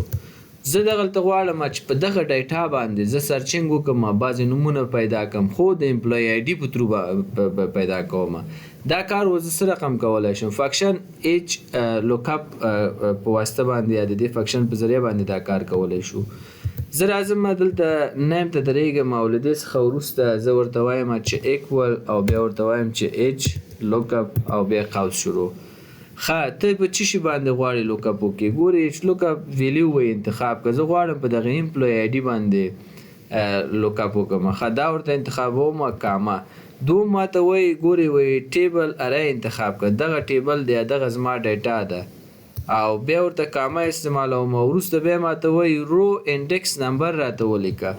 ګورې رو انډکس نمبر څو دی دلته ایچ لوکاپ خو موږ او تاسې هاریزنټل وایس استعمالوو او وی لوکاپ چې دی انشاءالله هغه بل درس دی زموږ او تاسې بل کلاس اخلو بیا په هغې خبرې کوو. وی لوکاپ چې دی هاریزنټل ورټیکل ده او ایچ لوکاپ چې دی هاریزنټل یا رو وایس موږ تاسو ته کار کوي. دا دلته مې کامه ولګوله. اوس له دې څخه وروسته اوس هم ګورې دلته زموږ څخه رو انډکس نمبر غواړي. زه خو غواړم د امپلوی آی ډي په ترو باندې چې پیدا کړم نیم پیدا کړم که نه زه به آی ډي وهم نوم به راته پیدا کوي. نو دلته ګورې رو انډکس نمبر څو دی نیم موږ سره ګورې لومړی دوم دی صحیح دی. نو زه ورته دلته دوه انتخابوم او کاما له هغې څخه وروسته اپراکسیمیټ میټ 0 ورته انتخابوم او قوس بندوم او انټر کوم. ګورې اوس دلته چې زه آی ډي لیکم فرض که 3 نمبر آی ډي د چا دی او انټر کوم او 3 نمبر آی ډي چې دی د ضمیر دی. ګورې دریم نفر دلته هم ضمیر ده. همدا ډول ورته وایم راځم ورته وایم اووم نمبر آی ډي د چا دی یا 125 نمبر آی ډي چې رقم آی ډي وي نو همغه ورته ورکو دلته هغه کس نوم موږ ته وباسي. ښه دا کار خو دی وکړو. اوس راځم مسیلري باندې هم دا اپلای کوم. نو ایکول ورته لیکم ایچ لوکاپ ورته لیکم قوس شروع کوم. له دې څخه وروسته وایي لوکاپ ویلیو ستا څه دی. لوکاپ ویلیو خو معلوم ده چې په امپلوی آی ډي باندې زه غواړم چې سیلري هم معلوم کړم. ښه دا ورته انتخابوم او بیا ورته کاما او بیا وایي ټیبل ارای انتخاب کړه. ټیبل ارای یا زما ډیټا دا ده ورته وایم. بیا کاما بیا ورته وایي چې انډکس نمبر څو ده نیم موږ سره 2 نو سیلري موږ سره څو ده 3 ده 3 ورته انتخابوم او بیا کاما او اپراکسیمیټ ریټ ورته 0 انتخابوم او قوس بند او انټر کوم. سیلري 10,000 ده. همدا ډول راځم په اډرس باندې هم زه دغه ایچ لوکاپ فنکشن اپلای کوم. ایکوال لیکم او بیا ایچ لوکاپ ورته لیکم او قوس شروع کوم. ښه لوکاپ ویلیو وایي ستا څه دی. زه وایم زما لوکاپ ویلیو چې دی همدغه ایمیل آی ډي باندې زه غواړم ادرس هم پیدا کړم د امپلوی آی ډي باندې دا ورته انتخابوم او کاما ورکوم. ټیبل ارای ورته وایم زما ټیبل ارای ټول ریکارډز دا دي. دلته خو ما کم لیکلی ممکن ډېر زیات اوسیږي. نو بیا کاما درېیمه خبره وایي چې رو انډکس نمبر څو دی. رو انډکس نمبر زمونږ اول دوم دی درېیم ده. نو زه ورته وایم رو انډکس نمبر زمونږ 3 ده او قوس کاما او اپراکسیمیټ میچ ورته 0 انتخابوم او همدا ډول انټر کوم. نو دلته ما ته وګورئ نه غلط هم که دلته بخښنه غواړم دغلته زمونږ او ستاسې د رو انډکس نمبر 4 راځي ځکه امپلوی آی ډي چې دی نیم موږ سره دوم او دا درېیم دی دا 4م ده. ښه 4م انټر کوم. اوس ګورئ ولایت یې هم راته وویسته. اوس زمونږ خبره په دې کې ده زه فرض که راځم دلته ورته وایم چې زما 15 امپلوی آی ډي چې دی 15 دی او انټر کوم. ګورې 15م دغه امپلوی آی ډي چې دی یا په دغه آی ډي باندې کس امیر دی سیلري 60,000 دی او د جوزجان دی. همدا ډول زه وایم چې دغه 9م نمبر آی ډي د چا ده او انټر کوم. 9م نمبر علي دی سیلري 60,000 دی او د کابل دی. نه یاره ورته وایم 10م نمبر ته وګوره دا څوک دی دغه آی ډي وهم او انټر کوم. ګورې 10م نمبر کې نبي دی 50,000 معاش دی د لغمان دی. همدا ډول راځم ورته وایم 3م نمبر کې څوک دی. درېیم دغه آی ډي دی موږ سره فرض که دلته خو ما 1 2 3 و ممکن دا 100 10 500 600 زر یعنی مختلف شپږ شوي 36 داسې یو آی ډي اوسیږي ولې ما 1 2 3 و چې تاسې په اسانه پې پوه شئ. اوس درېیم نمبر آی ډي ورته وایم د چا دی چې انټر کوم. ګورې وایي ضمیر دی 40,000 معاش دی او د خوست دی. په دې ډول باندې موږ او تاسې کولی شو چې د ایچ لوک اپ فنکشن ځان ته تطبیق کو په خپل ډیټا باندې او په اسانۍ باندې سرچینګ وکړو او ریکارډونه ځان ته وباسو. تاسې به په ډېرو اداراتو کې او په ضمن کې په پوهنتونونو کې هم لیدلي وي چې کله تاسې لاړ شئ او غواړئ چې خپل ریکارډ وګورئ یا معلومات وغواړئ نو تاسې ته وایي چې ستاسې آی ډي څو ده. چې آی ډي ورته ووایي نو ستا ټول ریکارډ به یې وباسي. نو هغه همدغه یا به ایچ لوک اپ فنکشن وي او یا به وی لوک اپ فنکشن وي. د دغه دوو فنکشنونو په ذریعه باندې تاسې نه آی ډي اخلي او نور مکمل معلومات او هر څه هغوی به ریکارډ وباسي او تاسې ته معلومات درکوي. نو په دې هیله چې یو څه مو ترېنه زده کړی وي پریکټیکل تاسې کار وکړئ او دغه فنکشنونه معمولا چې تاسې د لومړي ځل لپاره ورته کینئ او کار کوئ نو طبیعي خبره د لومړی دوم درېیم ځل تاسې نشئ کولی چې په دقیق ډول مخې ته لاړ شئ. حتما اشتباهات تاسې نه کېږي خو که تاسې یو 15-10 وارې دا پریکټس کې به انشاءالله نه غلطېږي ستاسې ذهن نشینه کېږي او بیا په راتلونکي کې هم کولی شئ چې دغه ډول فنکشنونه ستاسو په ذهن کې وي او په اسانۍ ترېنه په خپل پریکټیکل کارونو کې استفاده وکړئ. بسم الله الرحمن الرحیم. قدرمن دوستانو السلام علیکم. په دې هیله چې تاسو ټول روغ او جوړ اوسئ. زموږ د نن ورځې درس د ایکسل فنکشنونو په سیریز کې په ډي سم فنکشن باندې ګوري. ډي سم فنکشن په ترو باندې موږ تاسو کولای شو چې په خپل یو ډیټابیس کې مشخص جنسونه او ایټمونه جمع کړو. د دې لپاره چې په دې موضوع باندې ښه مو سر خلاص شي لومړی باید یو مثال جوړ کړو. زه به راشم دغه ځای به ځان ته مرچ کړم او د مرچ څخه وروسته دا به سنټر او میډل به یې کړو. اوس به ورته ولیکو چې زموږ د نن ورځې درس په ډي سم فنکشن باندې دی چې د دې فنکشن په ترو موږ اوس کوم کار کولی شو پریکټیکل پې کار کوو. ښه له دې وروسته راځم دې ته به زه یو شیډینګ هم ورکړم او همدا ډول اوس به راشم مثال به جوړ کړم. فرض که موږ سره ایټم دی او همدا ډول ماډل دی او همدا ډول کوانټیټي ده او بل هم موږ سره ټوټل سیل ده. ټوټل سیل به ورته ولیکو او همدا ډول بل هم موږ سره ډیټ ده. فرض که دا زموږ سره هغه عنوانونه دي او تر دې ځایه به دا ورته راواخلو ډریګ به یې کړو او آل بارډرز به ورته ورکړو. اوس به دلته موږ خپل ډیټا ولیکو. دا به ورته منځ ته هم کړو سنټر او میډل ته به یې کړو. دا به هم ورته بولډ کړو. ښه اوس به ورته ولیکو چې فرض که موږ سره ټي وي ده او همدا ډول بل موږ سره ماوس ده همدا ډول پی سي ده موږ سره او بیا هم موږ سره ټي وي ده او بیا هم موږ سره فرض که ماوس ده او بیا هم پی سي ده بل موږ سره کیبورډ ده او بل هم موږ سره ټیبلیټ ده بل موږ سره فرض که بیا ټي وي ده او بل هم موږ سره موبایل به ورته ولیکو موبایل ده او بیا هم ورته ټي وي لیکو ټي وي او بیا هم ورته لیکو چې بل موږ سره ماوس ده او همدا ډول بیا ورته موبایل لیکو چې بل موږ سره موبایل ده او همدا ډول بل ورته لیکو چې موبایل ټي وي به ورته بیا هم ولیکو لکه کیبورډ به ورته ولیکو او بل هم ورته لیکو چې سکرین ده موږ سره او بل هم ورته لیکو چې سکرین ده او بل هم ورته لیکو چې کیبورډ ده. ښه کله مو چې دا ولیکل له دې وروسته راځم ماډل فرض که موږ سره دا سوني ماډل کې ده ماوس موږ سره ایچ پي ماډل کې ده پی سي م ایچ پي کې ده او همدا ډول ټي وي به ورته ولیکو چې ټي وي هم سوني کې ده او ماوس فرض که ډیل ورته لیکو چې دا موږ سره ډیل کمپنۍ پورې مربوط ده او د دې ماډل هم ډیل ده دا به ورته هم ډیل انتخاب کو. همدا ډول ټیبلیټ موږ سره فرض که ایپل ده او ټي وي هم سوني ده موبایل هم سوني ده ټي وي هم سوني ده ماوس ایچ پي به ورته ولیکو موبایل به ورته فرض که سامسنګ ولیکو سامسنګ او همدا ډول بل به ورته سوني ولیکو ټي وي سوني او ایچ پي به ورته ولیکو سکرین به ورته ایچ پي کو او دا به ایچ پي کو دا به ایچ پي کو. ښه کله مو چې دا هم ولیکل دې څخه وروسته راځم کوانټیټي ته. فرض که دغه ټي وي چې دی موږ سوني 15 دانې لرو او دا هم 3 دا 2 دا 9 او همدا ډول بل به ورته انتخاب کو چې 15 او همدا ډول 4 3 اووه 3 دانې دا 9 دانې دا 12 دانې دا 4 دانې دا 15 دانې دا 30 دانې دا 12 دانې. ښه کله مو چې دغه کار هم وکړی دې وروسته راځو ټوټل سیل ته. فرض که په مجموع کې به زه داسې یو د 1200 مو دا خرڅ کړی دی او همدا ډول د 4000 مو دا خرڅ کړی دی او فرض مثال راځو ورته دا به ورته 12000 کړمه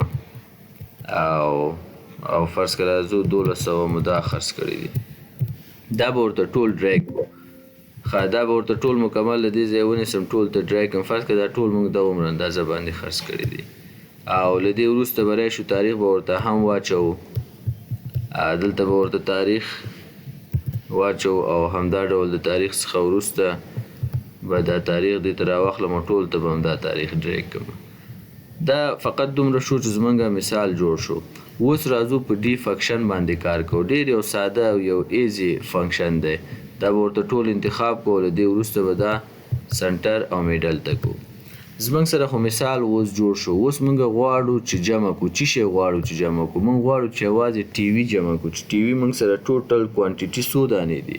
نو دا مونږ تاسې اوس د ډي سم فنکشن په ترو باندې ډېر په ساده شکل سره جمع کولی شو. زه راځم دلته ورته لیکم، فرض که دلته ورته لیکم چې آیټم، او همدا ډول دلته به ورته ولیکو، دا به یو خانه د پلو بوزم، دلته به ورته ولیکم چې آیټم، او بل به ورته ولیکو چې کوانټیټي. دا به دواړه سلیکټ کړم او دې ته به بارډرس ورکړم او له دې وروسته بولډ به یې کړم او سنټر ته به یې کړم او میډل ته به یې کړم. زه فرض کړم مثلا راځم ټي وي، زه ټي وي مشخص کوم ځان ته چې ما سره په دغه ریکارډ کې یا په دغه ډیټابیس کې ټول ټي وي څو دانې دي. دا خو به موږ سره ډېر زیات دي. نو دا چې هر یو مینولي جمع کوو زموږ وخت هم زیات نیسي او ستونزمن کار هم ده. نو د دې خاطره تاسې راشئ ایکول ساین ولګوئ، هغې څخه وروسته ډي سم فنکشن ولګوئ او قوس شروع کړئ. ګوري پارامتر کې درې خبرې دي. لومړی موږ ته وایي چې ډیټابیس سلیکټ کړئ، دوم موږ ته وایي چې فیلډ سلیکټ کړئ، او درېیم کرایټیریا وایي ستاسې چې دی هغه موږ ته وښایي. زه ورته وایم زما ډیټابیس خو دا دی، دا ډیټابیس به تاسې ټول ورته انتخاب کړئ. صحیح دی. تر دې ځایه زما ډیټابیس دی او دا مې چې ورته انتخاب کړی دی، وروسته کامه ورته ایږدمه. صحیح دی. چې کامه مې کېښوده، اوس راته وایي چې ته دوم کار داسې وکړه فیلډ انتخاب کړه.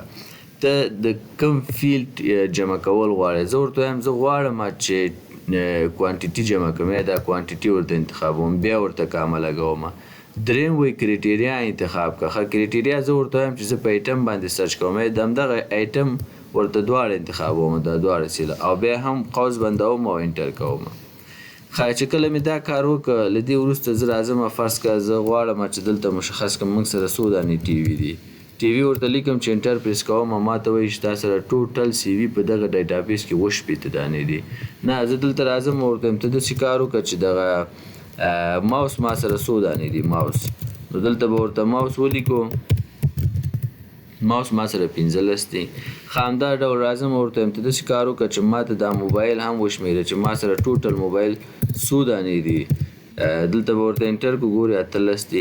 که چېرته زه ورته راشم فرض کړئ ماوس ورته ولیکم او سپیل یې غلط کړم چې انټر کوم ما ته 0 راکوي، ځکه 0 ما ته راکوي وایي لکه سپیل وایي ستا غلط ده. نو دلته چې په کوم ډول سپیل تاسې لیکلی په دې ډیټابیس کې هماغه سپیل به دلته په هماغه ډول لیکئ. فرض کړه ټي وي موږ سره څو دانې دي؟ 80 دانې دي. او همدا ډول راځم ورته وایم ټیبلیټ ته وشماره، ټیبلیټ څو دانې دي؟ 3 دانې ټیبلیټ دي. نو دا موږ سره و د ډي سم فنکشن چې موږ تاسې دې په ترو کولی شو یو ډیټابیس کې مشخص جنس یا ایټم ورته ورکو او د هغې پلس او جمع موږ ته وباسي. بسم الله الرحمن الرحیم. قدرمن دوستانو السلام علیکم. نن زموږ ستاسې کلاس چې دی په ایگزیکټ فنکشن باندې کار کوو او همدا ډول په فاین فنکشن باندې کار کوو. دا مثالونه له مخکې نه ما ځکه جوړ کړي دي چې زموږ ستاسې وخت پرې زیات ضایع نه شي. ګورئ ایگزیکټ فنکشن موږ تاسې سره څه کار کوي؟ ایگزیکټ فنکشن د ایگزیکټ فنکشن په ذریعه په واسطه موږ تاسې کولی شو چې یو نوم یا ټیکس مقایسه کړو. په څه ډول یې مقایسه کړو؟ فرض مثال کله موږ سره داسې ضرورت پیدا کېږي، لومړی خو باید زه څه نومونه ولیکم.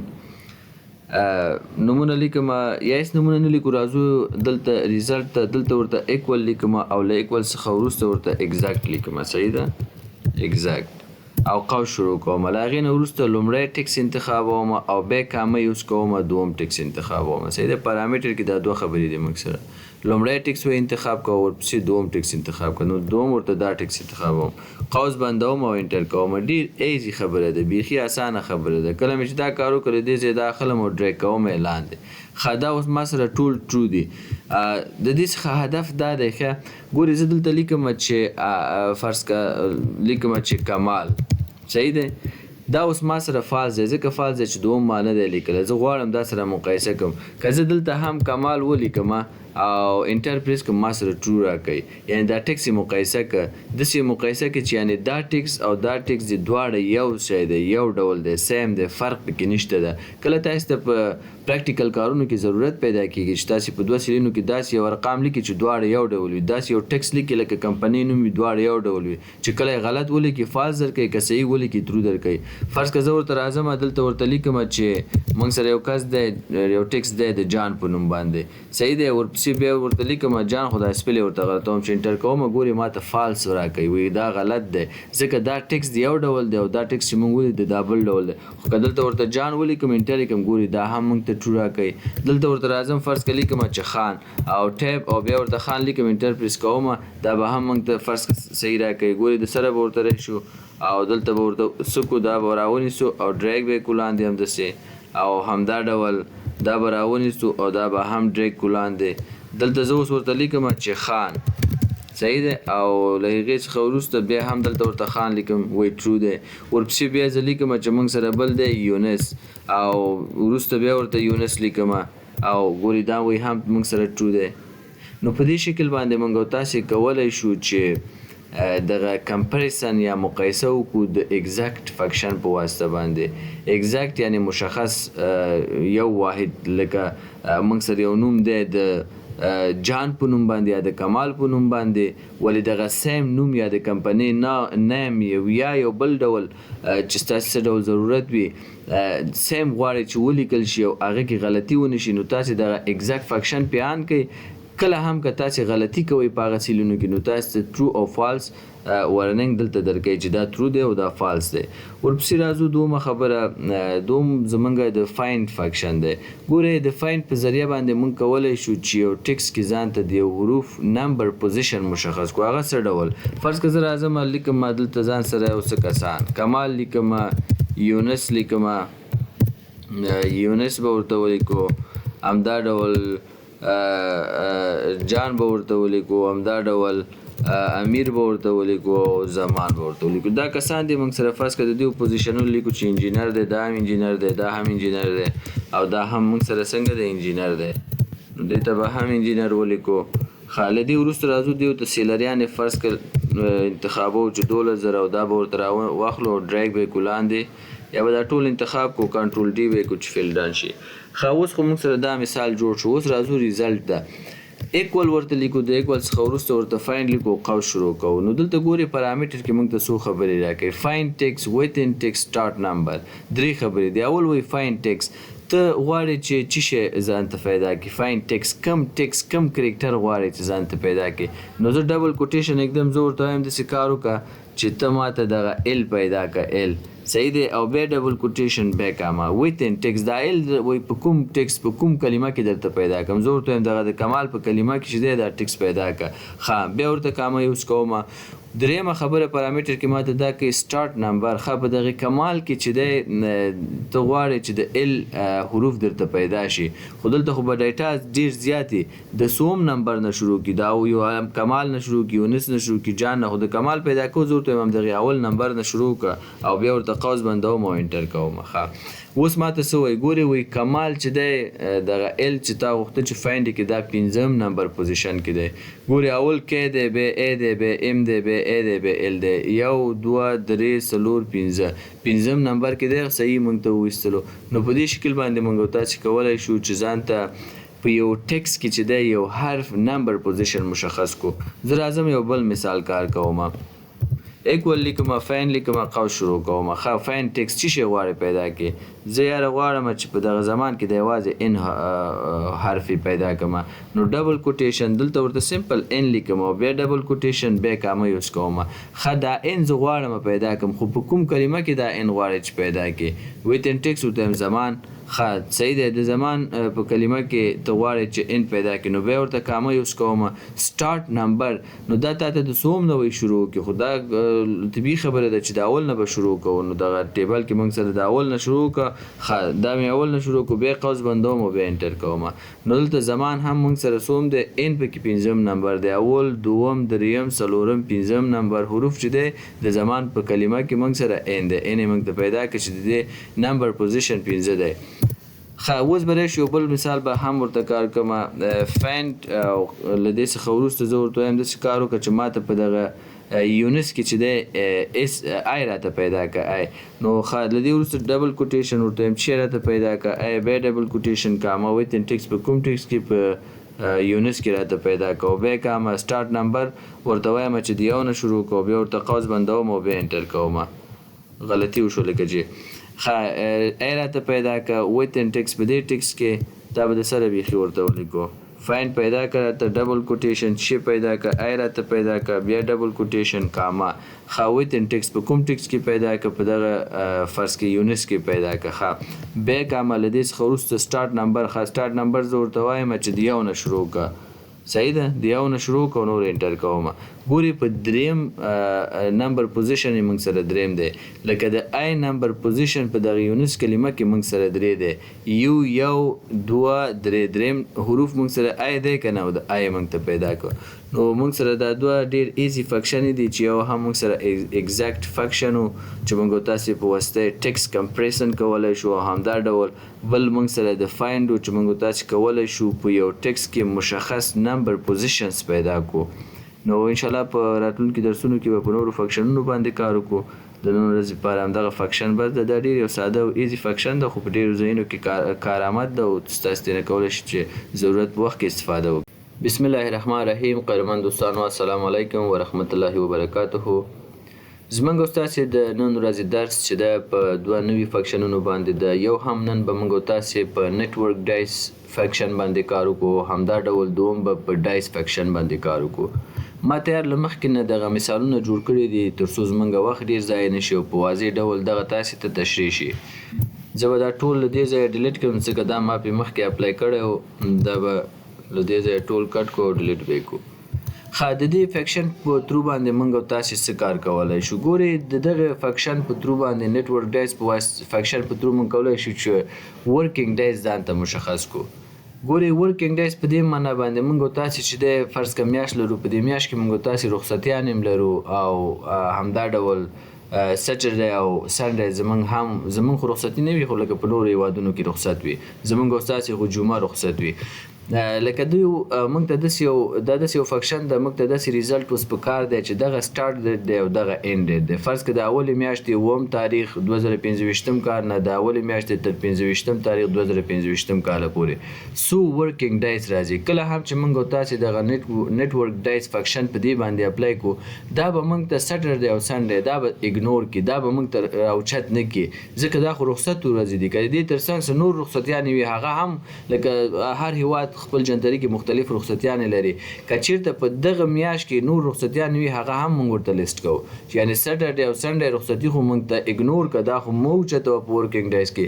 د هغې څخه علاوه که چیرته کوم بله ورځ رخصتي په جنتري کې یا کلنډر کې اوسېږي هغه هم مه راوچته وه. ښه اصلا طریقه اوس داسې دی راځو ایکول لیکو هغې څخه وروسته نیټورک ډایس ورته لیکو قوس شروع کوو.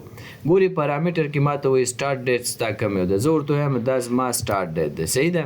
ښه اینډ ډیټ وایي کوم یو دی زه ورته وایم کاما اینډ ډیټ زما دا یو ده صحیح ده او قوس بندوم او انټر کوم. ډېر زیات یو ایزي دی انټر کوم 14 ورځې یعنې د اولې میاشت اووم تاریخ 2015 کال څخه چې ورځې شروع شي د اولې میاشتې تر 15 تاریخه پورې 2015 کال نو په دې کې چې دی ټوټل ورکینګ ډیس موږ سره 14 ورځې راځي. زه به دا داسې ونیسم او لاندې به ټولو ته دغه فکشن ډرای کړم. ګورئ دوم د څلورمې میاشتې 10 تاریخ 2015 کال د څلورمې میاشتې تر 10 تاریخ 2015 کاله پورې موږ سره ټوټل ورکینګ ډیس چې دی 15 ورځې راځي.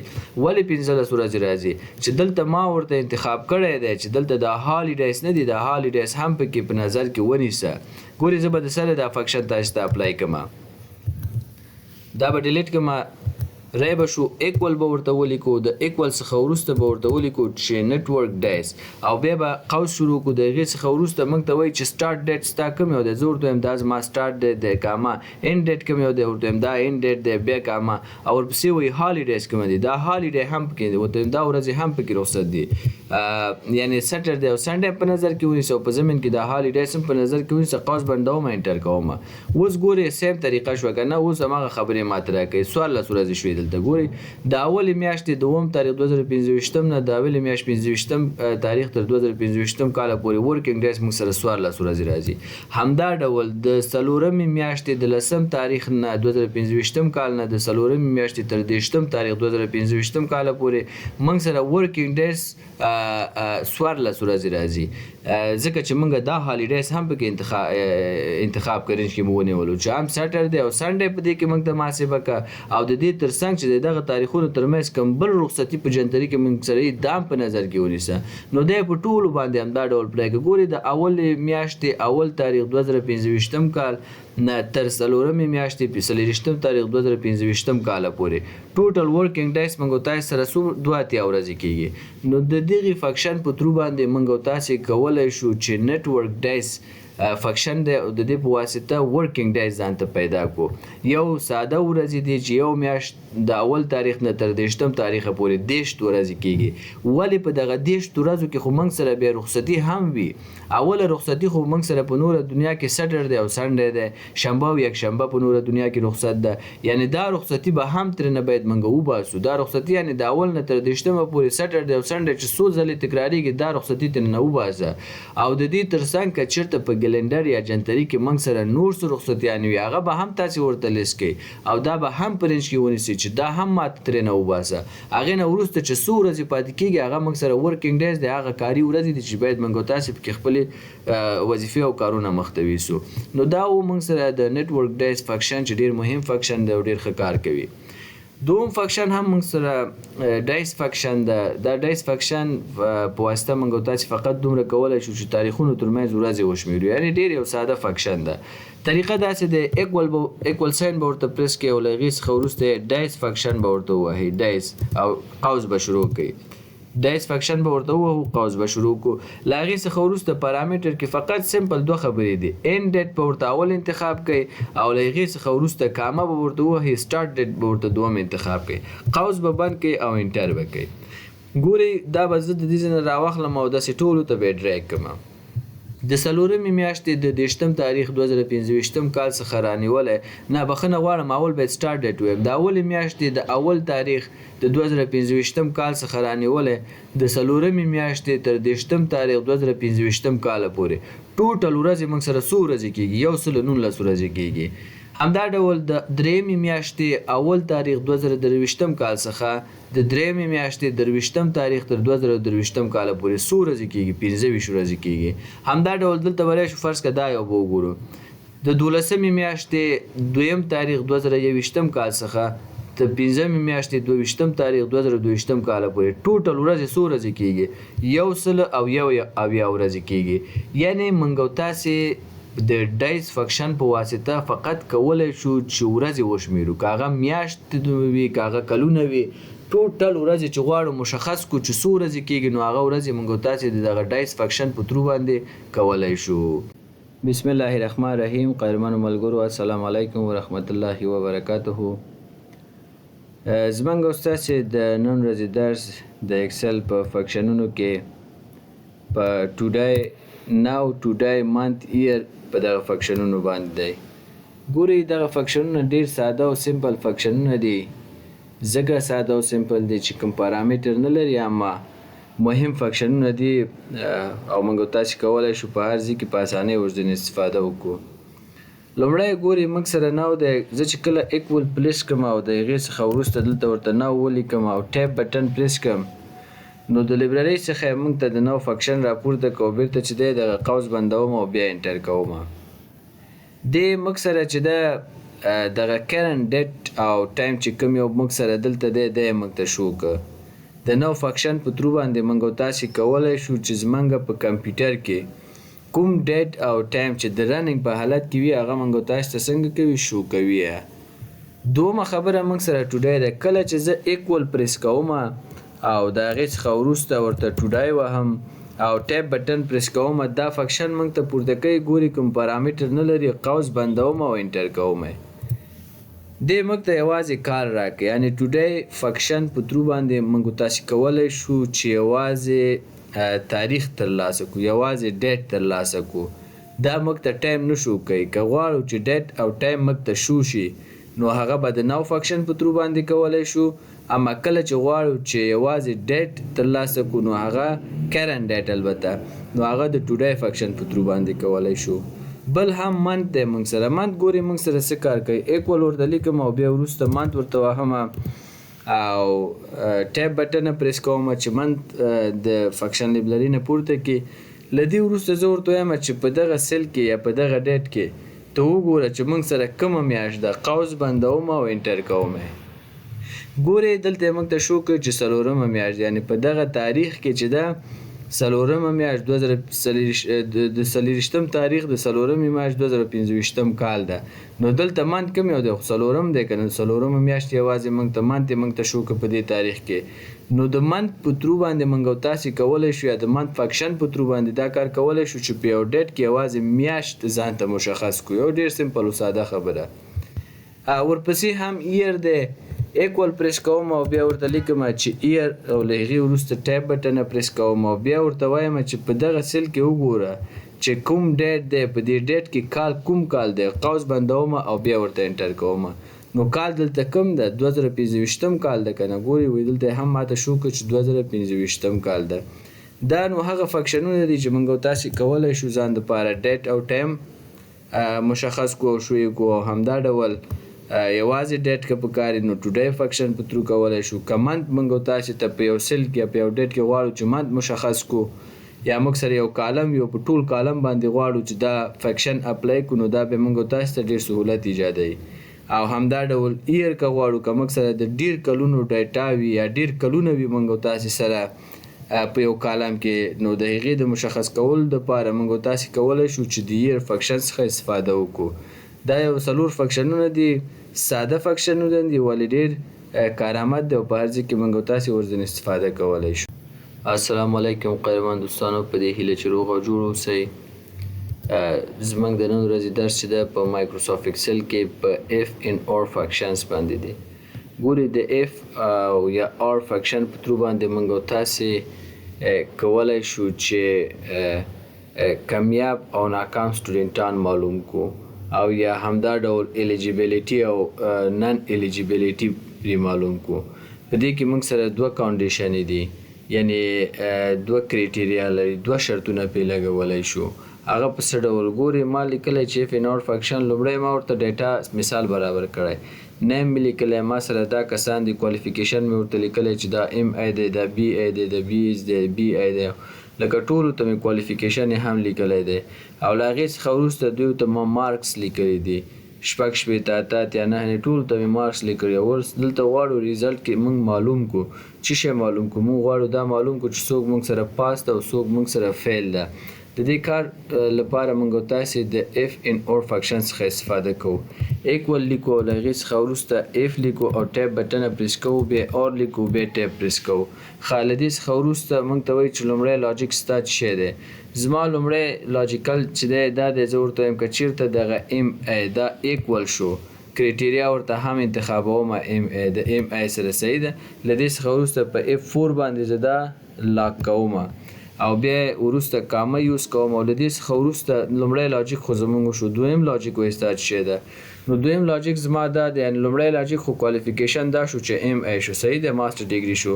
او دویم لاجیک زما دا د ورته وایم د دغې لومړي لاجیک څخه علاوه یعنې دغه څوک چې ماستري ولري د دې څخه علاوه دوم لاجیک زما دا ده چې دغه مارکس نه دي دا مارکس دا به ورته انتخاب کړم که دا greater than or equal to 50 و نو قوس به بند کړم او بیا به کامه یوز کړم او بیا به ډبل کوټیشن یوز کړم. دې ته ولیکه چې پاس اوکې او بیا کامه یوز کوم بیا ډبل کوټیشن له دې څخه پرته نو ته ورته ولیکه چې فیل ډبل کوټیشن قوس بندوم. ګورې یو ځلې بیا هم تکراروم.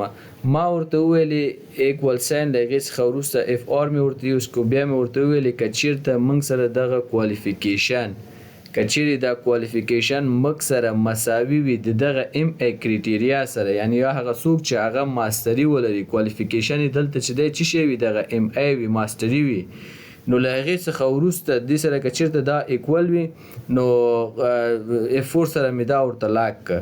له هغې وروسته مې ورته کامه یوز کړو. بیا مې ورته وویلې د دغه فنکشن څخه علاوه دویم د دغه لاجیک څخه علاوه دویم لاجیک یا دوم شرط زما دا ده چې دغه مارکس هم باید تر 50 څنګه وي پورته وي یا پورته او یا مساوي وي له 50 سره.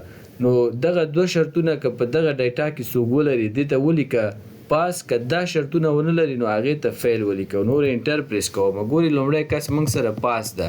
ولې پاس ده؟ ځکه موږ سره پاس ده ضمیر نومیږي ام ای لري یعنی ماسټر ډیګري لري. اوکې او دغه مارکس چې دی دا هم ګریټر دین 50 څخه دی نو ځکه دا موږ ته پاس لیکي. ګوري زه اوس دا راخلم او ډرې کوم لاندې ټولو ته. سمه ده. ګوري اوس شو موږ سره خان دی بی ای ډیګري لري او اتاتیا نمرې وړي دی پاس دی.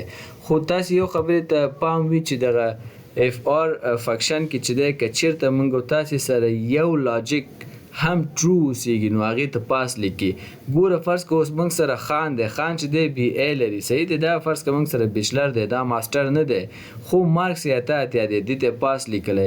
حال دا چې موږ دوه شرطه په دې باندې لګولي وو. لومړی شرط زموږ ام ای چې ماسټر ډیګري ولري او دوم شرط زموږ مارکس و چې ګریټر اور ایکول ټو 50 اوسېږي.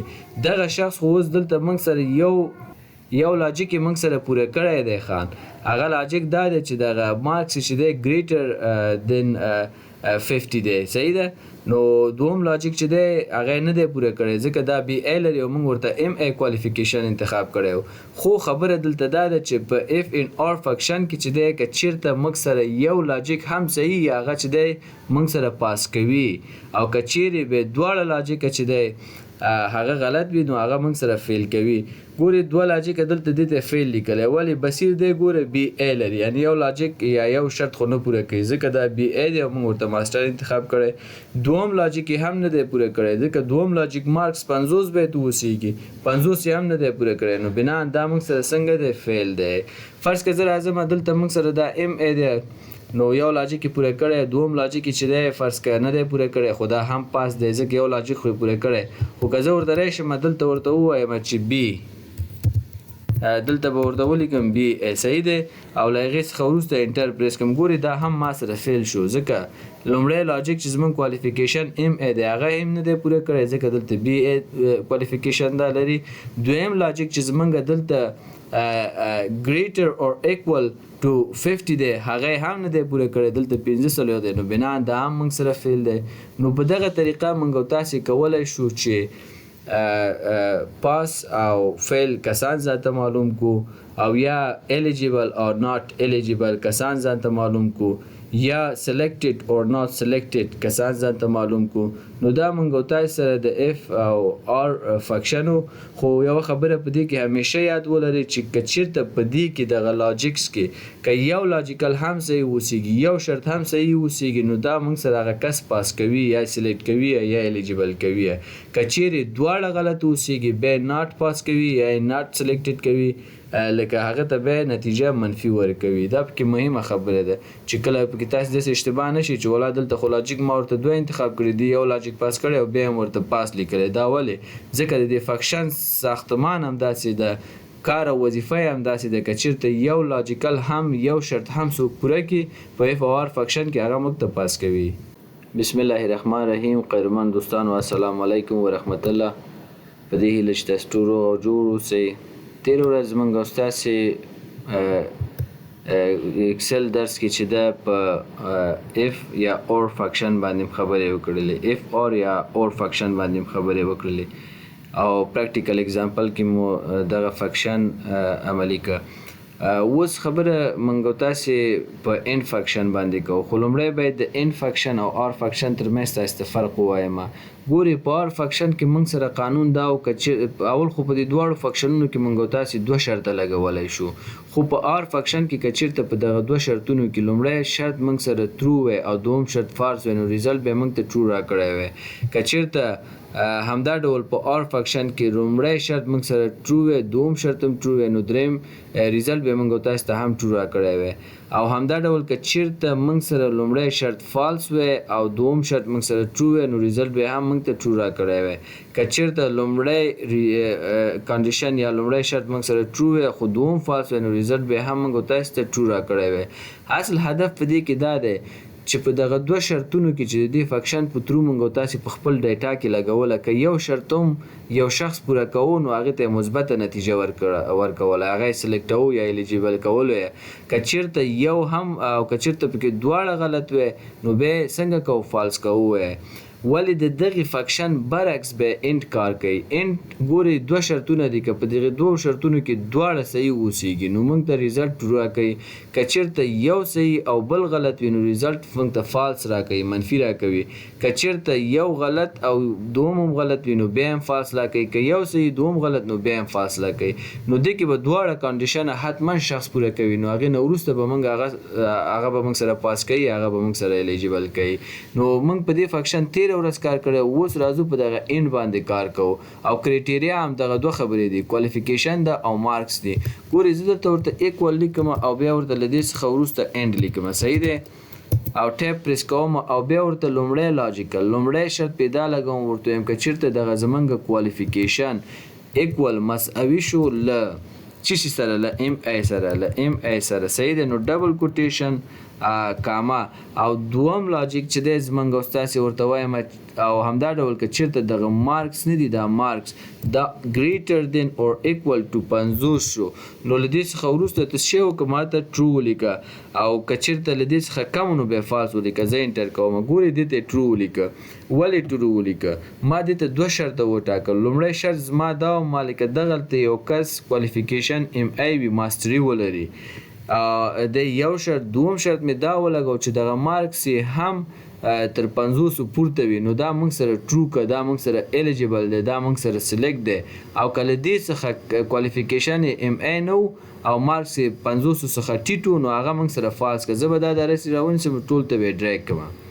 ګورئ څه کسان موږ سره ټرو راغی او څه فالس راغی فرض که دا موږ سره خان دی دا موږ سره فالس راغی ولې موږ سره فالس راغی ځکه فالس راغی چې یو خو کوالیفیکیشن د دې پوره کړی دی ځکه دا بی ای دی او موږ ورته ام ای انتخاب کړی دا کوالیفیکیشن خو لومړی کوالیفیکیشن یا لومړی شرط یې پوره نه که دوم شرط چې دی موږ ورته وویلې چې دغه مارکس باید تر 50 پورته وي د دې دا دوم شرط خو دې پوره کړی خو بیا هم ورته فالس لیکلی دی ځکه ورته فالس لیکلی دی چې اینډ سره په اینډ فنکشن کې قانون دا دی که دواړه صحیح و ټرو درته لیکي که یو صحیح یو غلط نو غلط درته لیکي او په اور کې بیا قانون دا و که چېرته یو دم صحیح کړی وی نو ته یې الیجیبل کولی فرض که همدا ډول راځو ګورئ جمیل دی جمیل موږ سره لومړی شرط یې پوره کړی چې ام ای دی ماسټري لري صحیح دی دوم شرط یې هم پوره کړی مارکس یې موږ سره تر 50 پورته دی یعنې 7 دی نو دا ټرو دی موږ سره الیجیبل دی سلیکټ دی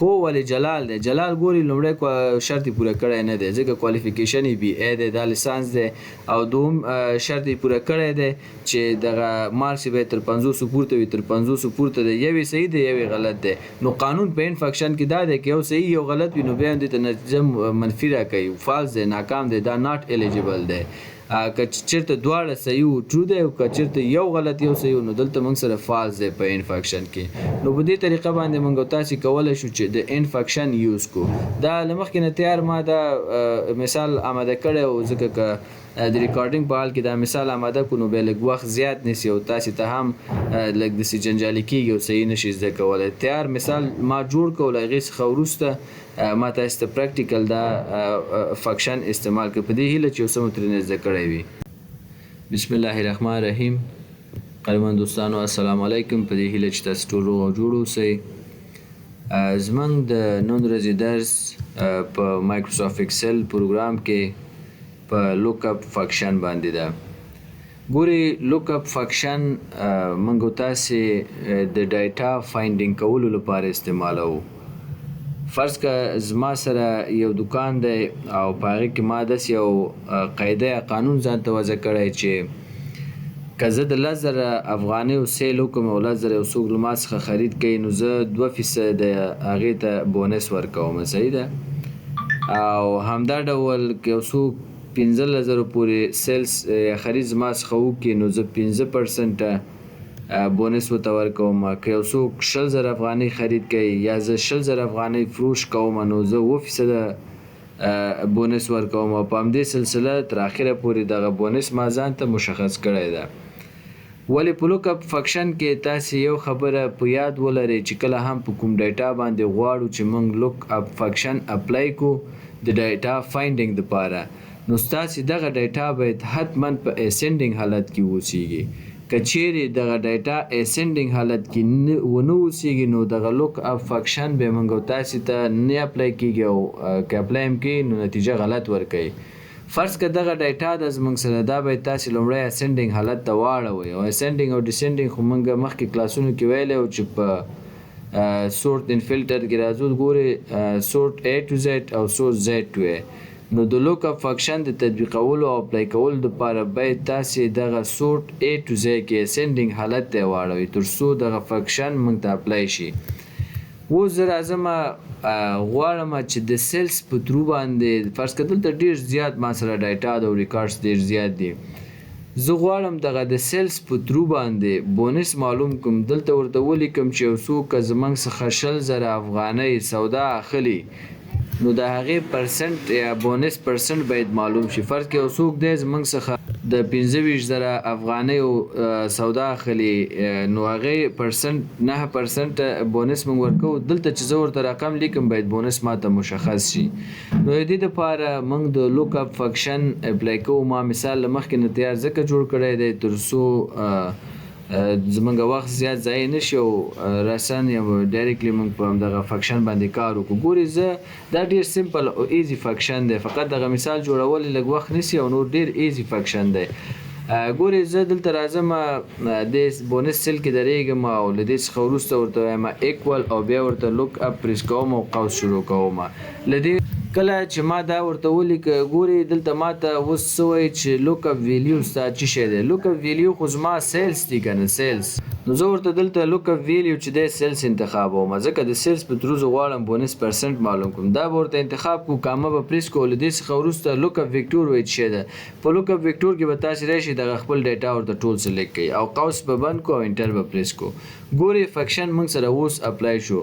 فرض که زه غواړم دغلته ځان ته دغه بونس مشخص کړم چې که یو څوک زموږ څخه د 100,000 افغانیو خرید کوي نو هغې ته باید څو پرسنټه موږ بونس ورکړو. چې انټر پریس کوم او 1% بونس ورکوي. ډیټا ریکارډ به ډېر زیات نو هر یو پسې خو دلته موږ نشو ګرځېدلی. نو دلته لوک اپ فنکشن ځان ته اپلای کوو. دلته سمپل راځو ورته که یو څوک زموږ څخه 10,000 افغانۍ خرید کوي 100% ورته زه بونس ورکوم. چې انټر کوم او 2% ورته ورکوي. ښه که یو څوک راځي زموږ څخه فرض که د 15,000 افغانیو سودا اخلي نو زه ورته 100% بونس ورکوم. انټر پریس کړه نو موږ ته وایي چې 12% بونس ورته ورکړه. همدا ډول دلته راځم ورته وایم که یو څوک د 15,000 افغانیو زموږ څخه سودا واخلي یا 15,000 افغانۍ موږ سیل وکړو نو موږ 100% باید بونس ورکړو. انټر چې پریس کوم 20% بونس ورکړه. که یو څوک فرض کړه د 50,000 افغانیو خرید کوي یا زموږ سیلز 50,000 افغانۍ وي انټر پریس کوم 100% بونس ورته ورکړم نو 10% بونس ورته ورکړه. یعنې د لوک اپ فنکشن په ترو باندې موږ تاسې کولی شو چې ډیټا فایندینګ وکړو، ډیټا ځان ته پیدا کړو. ریکارډز به ډېر زیات وي، په زرګونه ریکارډز به وي نو هر یو پسې ګرځېدل ستونزمنه شي. سمپل لوک اپ فنکشن اپلای کړي نو تاسو ته هماغه کوم ډیټا چې ضرورت وي هغه تاسو ته درکوي. خو مهمه خبره پکې دا ده چې ډیټا باید موږ تاسو سره اسینډینګ حالت کې اوسیږي. که چیرې زه دا اوس ډسینډینګ ته واړوم او دا فرموله اپلای کړم دا به موږ ته غلط راکوي، موږ ته صحیح نتیجه نه راکوي. ګورئ زه به تاسو ته پریکټیکل هم دا اپلای کوم په ډسینډینګ حالت کې. اوس دا خو موږ سره اسینډینګ دی، صحیح دی، 10,000 دی، 15,000 دی، 20,000 دی، 25,000 دی، 30,000 دی، یعنې دا اسینډینګ حالت کې دی. همدا ډول بونس 2% دی، 5% دی، 9% دی، 9% دی، دا هم موږ سره A to Z یا اسینډینګ حالت کې دی. که زه چېرته راشم دلته ورته ودرېږم او دا ډیټا ورته واړوم څنګه ډسینډینګ حالت ته اړوم. ګورئ دا اوس موږ سره ډسینډینګ حالت شو، 50,000 شو، 45,000 شو، 40,000 شو، 15,000 شو. لکه دا ډیټا ما سرچپه کړه. چې کله مې ډیټا سرچپه کړه اوس چې زه دلته راځم ورته وایم که یو څوک زما څخه د 100,000 افغانیو خرید کوي نو زه 100% ورته بونس ورکوم. چې انټر کوم ما سره نتیجه غلط وځي. ولې غلط وځي؟ ځکه چې دا خبره ما په نوټ کې تاسو ته لیکلی ده چې کله هم موږ تاسو لوک اپ فنکشن اپلای کوو ډیټا باید ورته په اسینډینګ حالت کې راولو. که اسینډینګ حالت کې فنکشن موږ ته صحیح نتیجه راکوي، که اسینډینګ حالت کې نه ډسینډینګ حالت کې نو په هغې صورت کې نتیجه موږ ته په دې ډول باندې غلط راکوي. په دې هیله چې یو څه مو ترېنه زده کړی وي. بسم الله الرحمن الرحیم. قدرمنو ملګرو السلام علیکم ورحمت الله وبرکاته.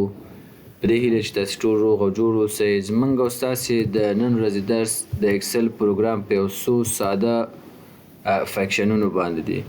ډیر سمپل او ساده فیکشنونه دي ولې ډیر مهم فیکشنونه دي. د ډیټا په منیج کولو تنظیم کې موږ او تاسو سره ډیر زیات مرسته کوي. لومړی هم د لین فنکشن دی چې د دې په ترو باندې موږ او تاسو کولای شو دغه خپل ټیکست چې کوم دی د هغې کرکټرز وشمارو. دوم موږ سره چې دی لوور فنکشن دی. د لوور فنکشن په ترو باندې موږ او تاسو کولای شو چې زموږ سره څومره ټیکست واوسیږي هغه موږ او تاسو لوور کیس ته واړو. موږ ورډ پروګرام کې هم اپر کیس او لوور کیس ویلی وو. نو څه ډول کولای شو چې موږ او تاسو په اکسل کې څه لیکنې او څه ټیکست چې دی لوور کیس ته واړو. ورپسې اپر کیس دی یا اپر فنکشن دی. ګوري په اکسل پروګرام کې د اپر فنکشن په ترو باندې موږ او تاسو کولای شو چې یو څه ټیکست هغه اپر کیس ته واړو یا غټو حروفو ته واړو.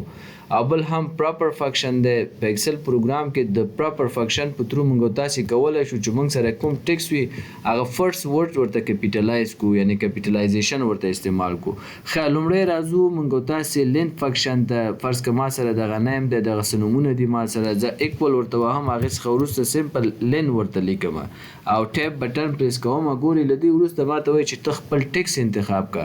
زه ورته وایم دغه ښه نه دی دا راته وشماره لین ترې راته وشماره چې دا ټول څو حروفونه دي او قوس بندوم فقط دومره کار ده انټر کوم. ما ته وایي چې دغه خان د 4 کرکټر یا 4 حروفونو څخه تشکیل شوی ده. نو زه دا له دې ځایه اخلم او ډریګ کوم ټولو ته اپلای کوم او همدا ډول بیا به منځته کړم او بولډ به هم کړم. ګورئ هر یو نوم چې موږ سره دلته راغلی دی د هغې کرکټر یې وشمارلی. خان 4 حروفونه جوړ شوی، جان 3 حروفونه جوړ شوی، احمد 5 حروفونه جوړ شوی، ایمل 4 حروف دي، زمان 5 حروف دي. ګوري هر یو ورډ یا هر یو ټیکست یا هر کلمه موږ ته کرکټر یې موږ ته وشمارلی، حروفونه یې موږ ته وشمارلی. نو دغه کار موږ او تاسې په اکسل پروګرام کې د لینت فنکشن په ترو کولی شو. دوم هم موږ سره دلته ګوري لاور فنکشن دی. دا نمونه ګوري ما سره ټول اوس په کیپیټل ورډز کیپیټل لیکل شوي دي. صحیح دی یعنې په غټو حروفو باندې لیکل شوي. کرکټر یې ټول کیپیټل دی. ګوري خان دی، جان دی، احمد دی، ټول.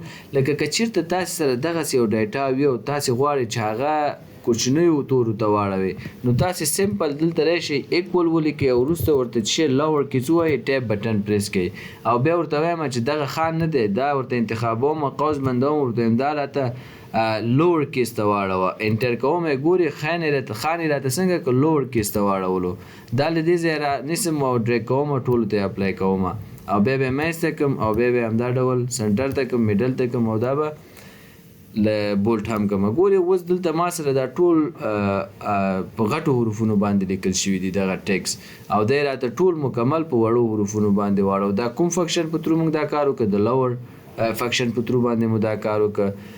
بله خبره هم موږ سره د اپر فنکشن ده. ګوري دغه اپر فنکشن موږ او تاسې سره دغه کوچني حروفونه به یې راخلي په غټو حروفونو باندې بدلی.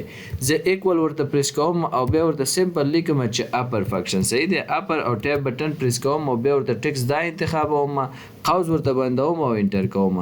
ګوري دغه خان موږ سره دلته په کوچنیو تورو باندې لیکل شوی، کوچنیو کرکټرز باندې لیکل شوی. دی ټول موږ ته څنګه که په غټو حروفونو باندې واړول. نو زه دا ورته بیا له دې ځایه رانیسم او ډریګ کوم چې ټولو ته دا اپلای شي او له دې وروسته یې بولډ کوم هم. ګوري دا کوچني حروفونه یې موږ ته اپر حروفونو ته واړو یا دا لوور کیس یې موږ ته اپر کیس ته واړولو. خو دلته یو ډېر بله مهمه خبره دا ده او ډېر ښه فنکشن دی. کله هم چې موږ تاسې په اکسل کې یو نوم لیکو فرض که احمد لیکو که نه احمد نو دا موږ احمد ولیکو. کله هم چې دا موږ تاسې غواړو چې فرست ورډ باید د پراپر ناونز کیپیټلایز شي نو موږ باید په شیفت پریس کو بیا ای ولیکو بیا احمد ولیکو. یعنې لږ غوندې ستونزمنه شي موږ ته لکه زموږ د تیز لیکلو یا تیز ټایپنګ څخه مخنیوی کوي هغه موږ ته لږ سلو کوي. ځکه طبیعي خبره د فنکشن ونیسو بیا یو توری غټ ولیکو بیا فنکشن پرېږدو نور لیکلو کوي یو څه وخت زموږ زیات نیسي. نو تاسې خپل په دغسې حالت کې تاسې خپل دا ټول ټیکس چې دی سمپل ساده ولیکئ یعنې لوور کیس کې ولیکئ. له هغې وروسته چې تاسې غواړئ چې منظمې کړئ جوړې کړئ. فرض که دا اوس ما سره ټیکس دی که نه دا خو باید خان لومړی حروف غټ شي او بیا نور کوچني راشي. د جان باید هم لومړی حروف یعنې فرست ورډ باید کیپیټلایز شي که نه لږ منظم صحیح ګرامري لحاظ باندې باید برابر ولیکل شي. نو دلته زه ورته اکول پریس کوم او له هغې څخه وروسته زه ورته پراپر وهم. صحیح دی پراپر. ګورې دلته ما سره تیار ده پراپر فنکشن دی او ټیپ بټن وهم قوس شروع کوم. وروسته ورته دا ټکس انتخابوم. ورته وایم دغه ټکس نه دی دا په نظر کې ونیسه او دغه ټکس ما ته فرست ورډ کپیټلایز کړئ قوس بندوم انټر کوم. ګورې د خان لومړی حروف یې موږ ته څه کړه کې موږ ته غټ کړه. دا له دې ځایه رانیسم او ټولو ته یې ډریګ کوم او بیا چې دی همدا ډول راځم سنټر میډل او بولډ کوم. لکه ګورې هر یو ورډس کې یا هر یو نوم کې چې دی موږ تاسو ته لومړی حروف یا لومړی کرکټر یې موږ ته غټ کړه. لکه خان دی، جان دی، احمد دی، ایمل دی، زمان دی، بصیر دی، وارث دی. پراپر ناوس چې څومره وي هغه پراپر ناوس ټول موږ ته لومړی حروف یې غټوي. نو دا اوس د ټولو نه هم ښه ښکاري، هم په ګرامري لحاظ صحیح دی او هم منظم ښکاري او دا هم صحیح نه ښکاري، دا هم چې ډېر صحیح نه دی او که ټول غټ ولیکل شي که ضرورت وي صحیح دی او که ضرورت ونه اوسېږي معمولا دغه نارمل حالت یې دغه دی چې پراپر ناونس باید لومړی حروف موږ سره لوی ولیکل شي. نو دا زموږ د نن ورځې درس په ایکسل کې هغه سمپل او ساده فیکشنونه دي ولې موږ تاسو سره په ډیټا کې خصوصا په ټکس منیجمنت کې یا ټکس تنظیم او سورتنګ کې ډېره مرسته کوي. نو خدای دې وکړي چې یو څه مو ترېنه زده کړی. بسم الله الرحمن الرحیم. قدرمنو ملګرو السلام علیکم ورحمت الله وبرکاته. په دې هیله چې تاسو ټول روغ او جوړ اوسئ. زموږ د نن ورځې درس په ایکسل پروګرام کې په پروډکټ فنکشن باندې دی. ګورې پروډکټ فنکشن مو تاسو سره څه وظیفه مخته وړي. ما له مخکې نه یو مثال جوړ کړی تر څو زموږ وخت ضایع نه شي او په ډېر سمپل او ساده شکل باندې دغه فنکشن تاسو ته ایکسپلاین کوم او تشریح کوم. ګورې ما دلته لیکلی د ما سره سیریل نمبر ده او همدا ډول ایټم ده. پی سی ده ما سره، کیبورډ، هارډ ډسک ده، ماوس ده، سکرین ده. فرض کړئ زموږ دکان ده او دغه شیونه پکې موجود دي. صحیح ده. کوانټیټي فرض کړئ د پی سی ما سره 4 دانې دي او کیبورډ ما سره 6 دانې دي، هارډ ډسک ما سره 21 دانې دي، ماوس 25 دانې دي، سکرین 8 دانې دي. لکه ټول پروډکټس یا کوم ایټمونه چې موږ او تاسې لرو د ټولو کوانټیټي په دغه مقدار باندې دی. او اوس راځو درېیمه خبره چې پرایس پر ایټم. دغه پی سی موږ سره 4 دانې دي، د یو دانې قیمت چې دی 15,000 افغانۍ دی. نو د دې د 4 وړو قیمت 100 روپۍ راځي. دا ریکارډ به موږ سره ډېر زیات اوسېږي. نو دا هر یو دپاره چې موږ تاسې مینولي ملټیپلای کو ضرب کو لږ وخت زیات شي. نو دې لپاره موږ تاسې فقط یو ساده فنکشن لرو او هغې ته پروډکټ فنکشن وایي. د دې په ترو باندې موږ تاسې دا کار کولی شو. ګورې تاسې به سمپل دلته راشئ ولیکئ چې پروډکټ او له هغې څخه وروسته قوس به شروع کړو. ګورې دلته موږ سره پیرامیټر کې 2 خبرې دي. نمبر 1 څه خبره ده؟ زه ورته وایم چې زما کوانټیټي 4 دانې دي. لومړی نمبر کې دا ورته انتخابوم او بیا ورته کامه یوز کوم. صحیح ده. د کامې څخه وروسته ورته وایم پی سی ما سره 4 دانې دي او پرایس د یو دانې قیمت چې دی 15,000 افغانۍ دي. دوم نمبر کې ورته دا سلیکټ کوم. بس همدغومره قوس ورته بندوم او انټر کوم. دی اوس ما ته وایي چې تا سره پی سی 4 دانې دي او د یو پی سی قیمت 15,000 افغانۍ دی. نو 4 دانې 20,000 افغانۍ کېږي. ښه له دې وروسته دلته راځم درېږم او دا به داسې ډریګ کړو ټولو ته لاندې تر دې ځایه پورې. ګورئ همدا ډول اوس وګورئ دا فنکشن په ټولو باندې اپلای شو. ما سره کیبورډ دی 6 دانې کیبورډ ته دي. دا نه 400 روپۍ دي. نو دا ټول چې سره ضرب کو ټوټل پرایس یا ټوټلي پیسې 2400 راځي. هارډ ډسک د 21 دانې دي. فی دانه په 1000 افغانۍ ده. نو 21 دانې 21,000 افغانۍ وایي کېږي.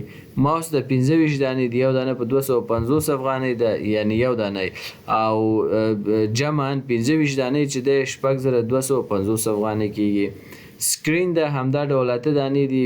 فی دانې فرض کړه 2,000 افغانۍ ده او 8 دانې چې دی 14,000 افغانۍ کېږي. لکه په دې شکل باندې دغه پروډکټ فنکشن موږ تاسو سره کار کوي.